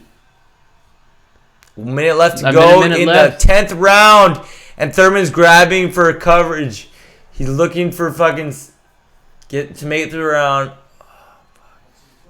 Come on, this is when Pacquiao needs to step on the gas and not show that you're 40 and just go through it.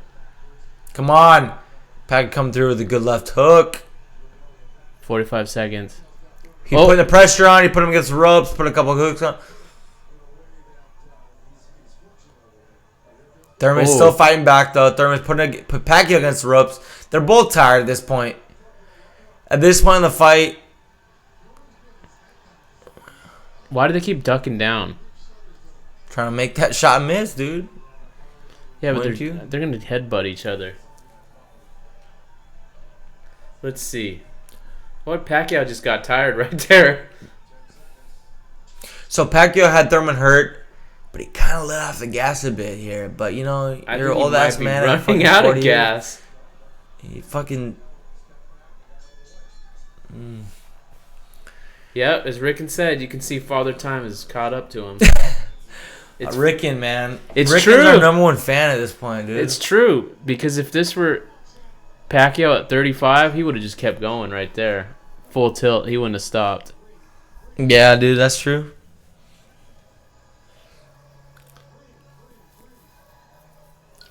What is this? Championship rounds now? Round 11? That's right.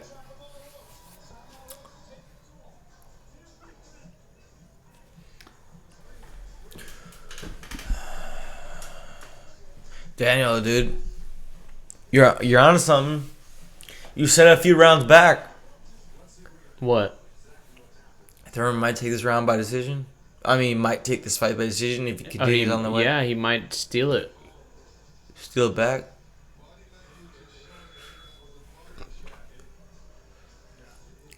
He took his mouthpiece out? I didn't see that. Why would you take your mouthpiece out? I didn't see that. You didn't see him? I didn't see that. He just did it. You're telling me that, but I didn't see that. He did do it. Okay, I just missed it then. He got hit and he went, and then he took it out with his glove. I don't know. They're looking both a little energized here. Well, this is it. These are the rounds that matter the most. Rounds, man. Thurman has outlanded him according to the unofficial scorecard, though.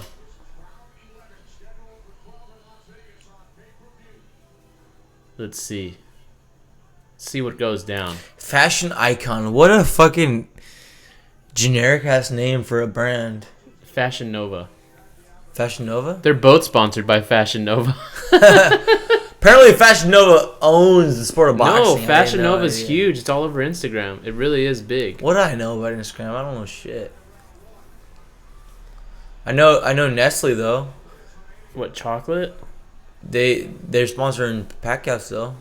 Did fucking Ruiz get a Snickers sponsorship? They gave him a gift. I don't know if they gave him a sponsorship. I think they did, essentially. Bro, he surpassed that. He don't need that shit no more because he got enough money now. I'm so happy for Andy Ruiz, and he better get his 50 mil in this fucking fight, in this rematch, man. I just want. He deserves to retire his mom and pop explosively. I don't want it to go to decision. I don't. I want it to end decisively. I want fucking someone to land a big shot. See, you're an MMA guy. You need a knockout to satisfy your. No, because judges are stupid. How many times have we fucking seen a... Whoa! Thurman's landing some good shots here. Oh, God. Jab, right uppercut, left hook, right hand. We've seen a couple of good ones from Thurman here. Well, Thurman needs to do something. He needs to keep going at it. Pacquaio returns. Damn. Jab, Pacquaio. See, Thurman lands, and then that's it, though. He doesn't...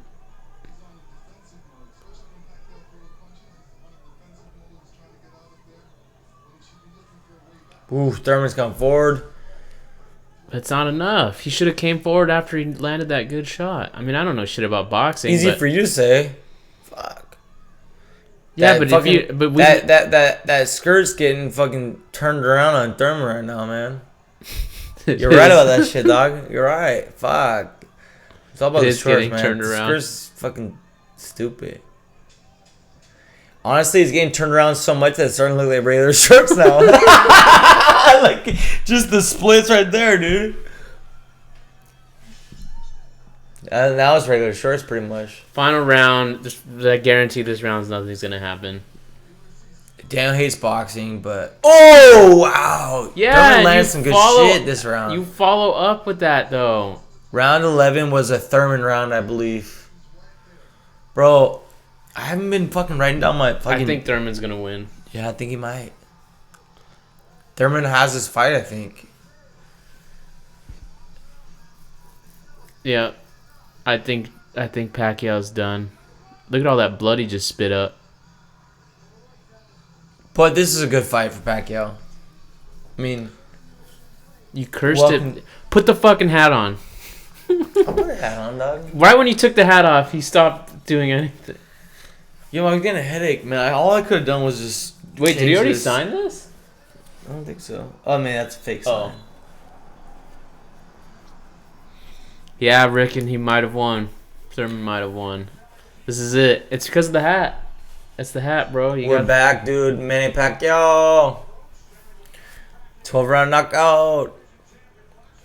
Let's see. Let's see if we have a big moment here. Regardless of what happens here, Manny Pacquiao is one of the biggest legends ever in the sport of boxing. I mean, Daniel, right? He is. One of the GOATs. I already said he's on the Mount Rushmore. Absolutely. Let's see, though. I mean, who knows? Maybe the scorecards have it for Pacquiao, though. I don't know. We'll see. I think Thurman's been Hard to tell. I've had a few, but I haven't been keeping a scorecard. But the momentum has swung in Thurman's favor, I think, in the last few rounds, is what I'm going to say. Yeah, Priyana won. But I'll be honest, dude, Thurman didn't retire him like he said he was. But Thurman took the swing of it in the last few rounds. Wow, dude, Trevor really did a good showing this fucking episode of the podcast. Yep. Makes me hesitant for future fight companions, that's for sure.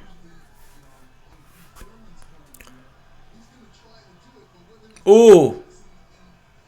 Good exchanges, dude. There you go, Pat. You love seeing a fucking 12th round of a fucking championship fight like this really be this contested. Right, Daniel?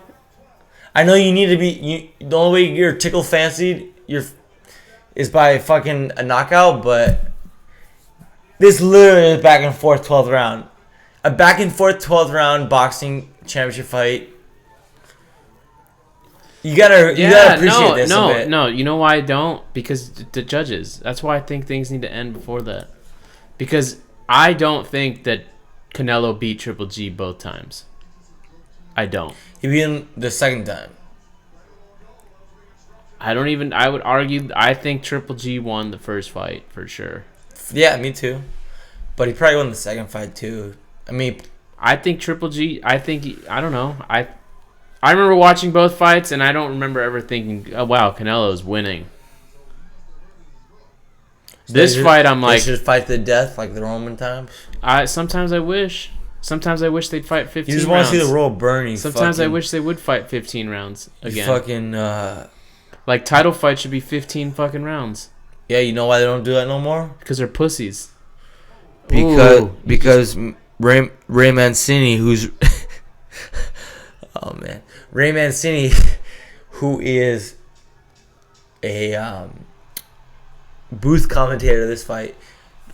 I'm gonna do a story on Boxing TLDR soon, but that kind of changed things forever. Ray Mancini, oh man, I think. Look at Pacquiao trying to move as if he didn't. I think Thurman won. This, man. I'm gonna take a quick break. I'll be right back. Should never have taken that hat off. I'm very disappointed. So that was it after 12 rounds. Looks like Thurman may have pulled the fight back. Manny Pacquiao's praying in the corner. Don't know what good that's going to do him at this point because the fight's already done with. But maybe he's praying that the judges will be corrupted enough to go in his favor. I'm not sure. We'll see what's going to happen next. I always hate this part of any boxing fight because I hate the judges for boxing. To me, they've proven time and time again that they are untrustworthy and unreliable. And yeah. And that's not because, oh, I really wanted my fighter to win and they didn't. So, just sometimes you watch a fight and someone's clearly the dominating boxer and they get shafted. Like I remember, I'm trying to remember what fight it was, but there's been cards where like judges will score things exponentially, like just right. There's been scorecards where like for close fights, but then there's like one judge who will score it like 117 to 110 or something. Adelaide Bird, dude, and you're fucked shit up, and you're just like, wait, what fucking fight are you watching that was that dominant? Like, or whatever. Innovate car. What the fuck is this coming, dude? I feel like I paid pretty close attention. Pacquiao did get the only knockdown of the fight. That doesn't necessarily No, equate not, to. That's a nothing. 10 round, but it doesn't necessarily. No, I know. That's why you fight 12 rounds.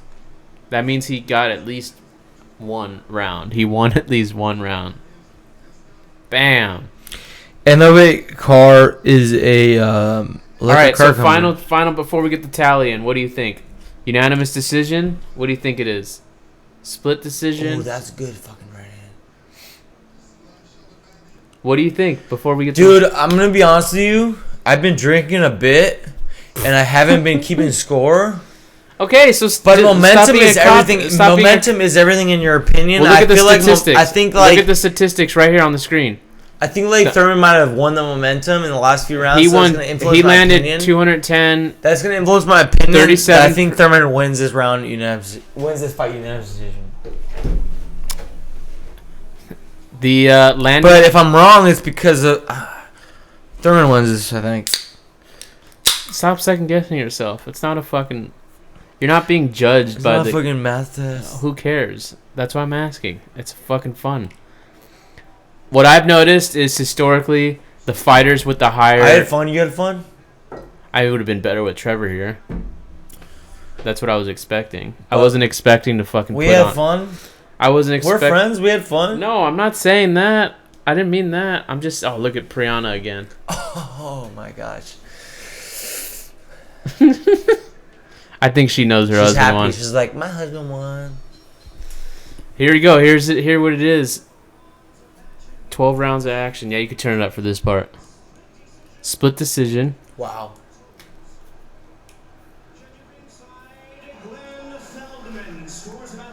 114, 113. Wow, it's close. In favor of Keith. Another judge. 115, 112. Pacquiao. Wow, that's a big discrepancy. Now I don't know. Pacquiao's my boy. Thurman. Here we go. Oh, Pacquiao won! Fight. But I'm gonna be honest with you, dude. Lower it down. Just because of the copyright stuff. Manny Pacquiao, you know what? I thought Thurman was winning towards the end, but maybe he put in enough work at the beginning of the fight that it wasn't enough. I did not keep score, and I am drunk, so I do not know if I was, because momentum plays a part. I think Thurman wins the last few rounds of that fight, and I don't know if I am trusting that. Wait, why was it a split decision if he got two scores of 115 to 112? Split decision means that two judges thought you won, one judge thought you lost. I thought that's unanimous. No, unanimous means all everyone three? thought you won. Okay, never mind. Split. No, I get it. I get it. Here's a lesson. Here's a lesson for the listeners. Split means there's three judges in professional boxing. Split means that one thought boxer A won, two thought boxer B won. A majority decision. Yeah, we're good. Is one fight? No, we're not necessarily good. No, one fighter thought it was a draw. You're a This is a boxing podcast for boxers. You don't need to explain them the rules of boxing. Not everyone's a fucking boxer. But you shouldn't. Casuals. No, you shouldn't talk to people as if they don't know boxing. If they're here subscribing to your channel, I guarantee you they're into boxing. Guaranteed. 10-4. I'm guaranteed. I'm done talking then. But what you can talk about is how this. I'll explain it to you then. No, I know. You already did. Now you know. No, I just made a mistake. And unanimous means everybody. Yeah, by the way. I know. You knew what that word meant. Oh, okay. If that's Pacquiao. I told you to put that hat on. So, what's next then? Pacquiao fights Errol Spence. Errol Spence beats Pacquiao. Or he retires right now. Pacquiao, no, he won't retire. He'll fight Errol Spence. Or they won't do it because it ain't supposed to happen, and the gods say no, and it don't happen. After seeing him fight now like this, I don't know. Yeah, maybe I'm on your side. Because I'm not saying he lost that fight. What I'm saying is that the momentum turned in the later rounds. I didn't say you were saying that. I'm saying that if I was going to be in Pacquiao's corner for an Errol Spence fight, he needed to light up Thurman for the whole fight. Yeah, Errol Spence would take Pacquiao, but I think that I'm a big Terrence Crawford guy. I think Terrence Crawford takes Errol Spence. I hope that happens, but the problem is that here's the problem. So Turn up the volume so we can hear what Pacquiao says. sure. And then we're going to give final thoughts, and because we've been recording for 3.5 hours. Let's see what she says.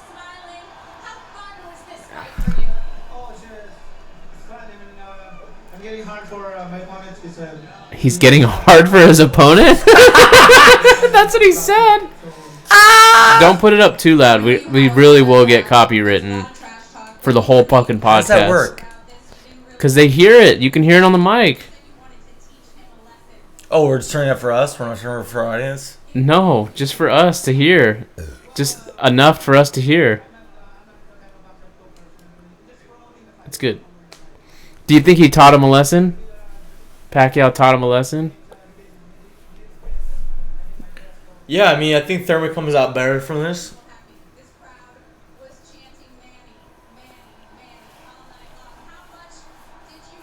Well, I guess that's what everyone expected. Everyone gets to go home happy now. I don't know. Do you have any final thoughts about it? We love Manny. We're happy. What do you think of the card overall? What's next? What's the next We fight? don't think you should fight Errol Spence because we think Errol Spence What's the next fight? The next big boxing fight in general? in the welterweight division? No, Or in just general. Because we don't have shit to look forward to in September. Because we don't got no Mexican King fighting. Bro, what's going to happen if there ain't no Mexican King fighting in the Mexican Independence Day? We're not going to wait for Jaime Munguia to fight some fucking...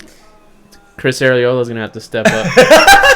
No. Okay, What's the so... next big fight? What's on the next- docket? Because we're gonna wrap this up now. So what's the? Okay, the next big fight that's on the actual schedule is... I'm having a hard time figuring out what's on the actual schedule. Because tonight there's a decent fight. But Errol probably Spence is next? Errol Spence versus Sean Porter is next. But Vasily Lomachenko's fighting... Hold on. This. Oh, he gave his answer about the fighting the winner of that, and he just said, I'll watch the fight." That's what he said. Yo, all we really do care about in the global world of boxing. Well, do you don't have anything else? You lost the fight in spectacular fashion. Shit. No, hold on. We're just trying. I'm trying to wrap the podcast up. No. Then wrap it up then. All right, guys. Watch what he's saying. Thank you for tuning in to this live podcast, the first ever fight companion we've done on Box In. We will come back to you guys next week, but we are done for today, and we're celebrating the Pacquiao victory, and we're enjoying this fight tonight. Thanks so much. See you guys next time. Bye, Rickon. Bye, Rickon. Thank you, our number one fan, Rickon.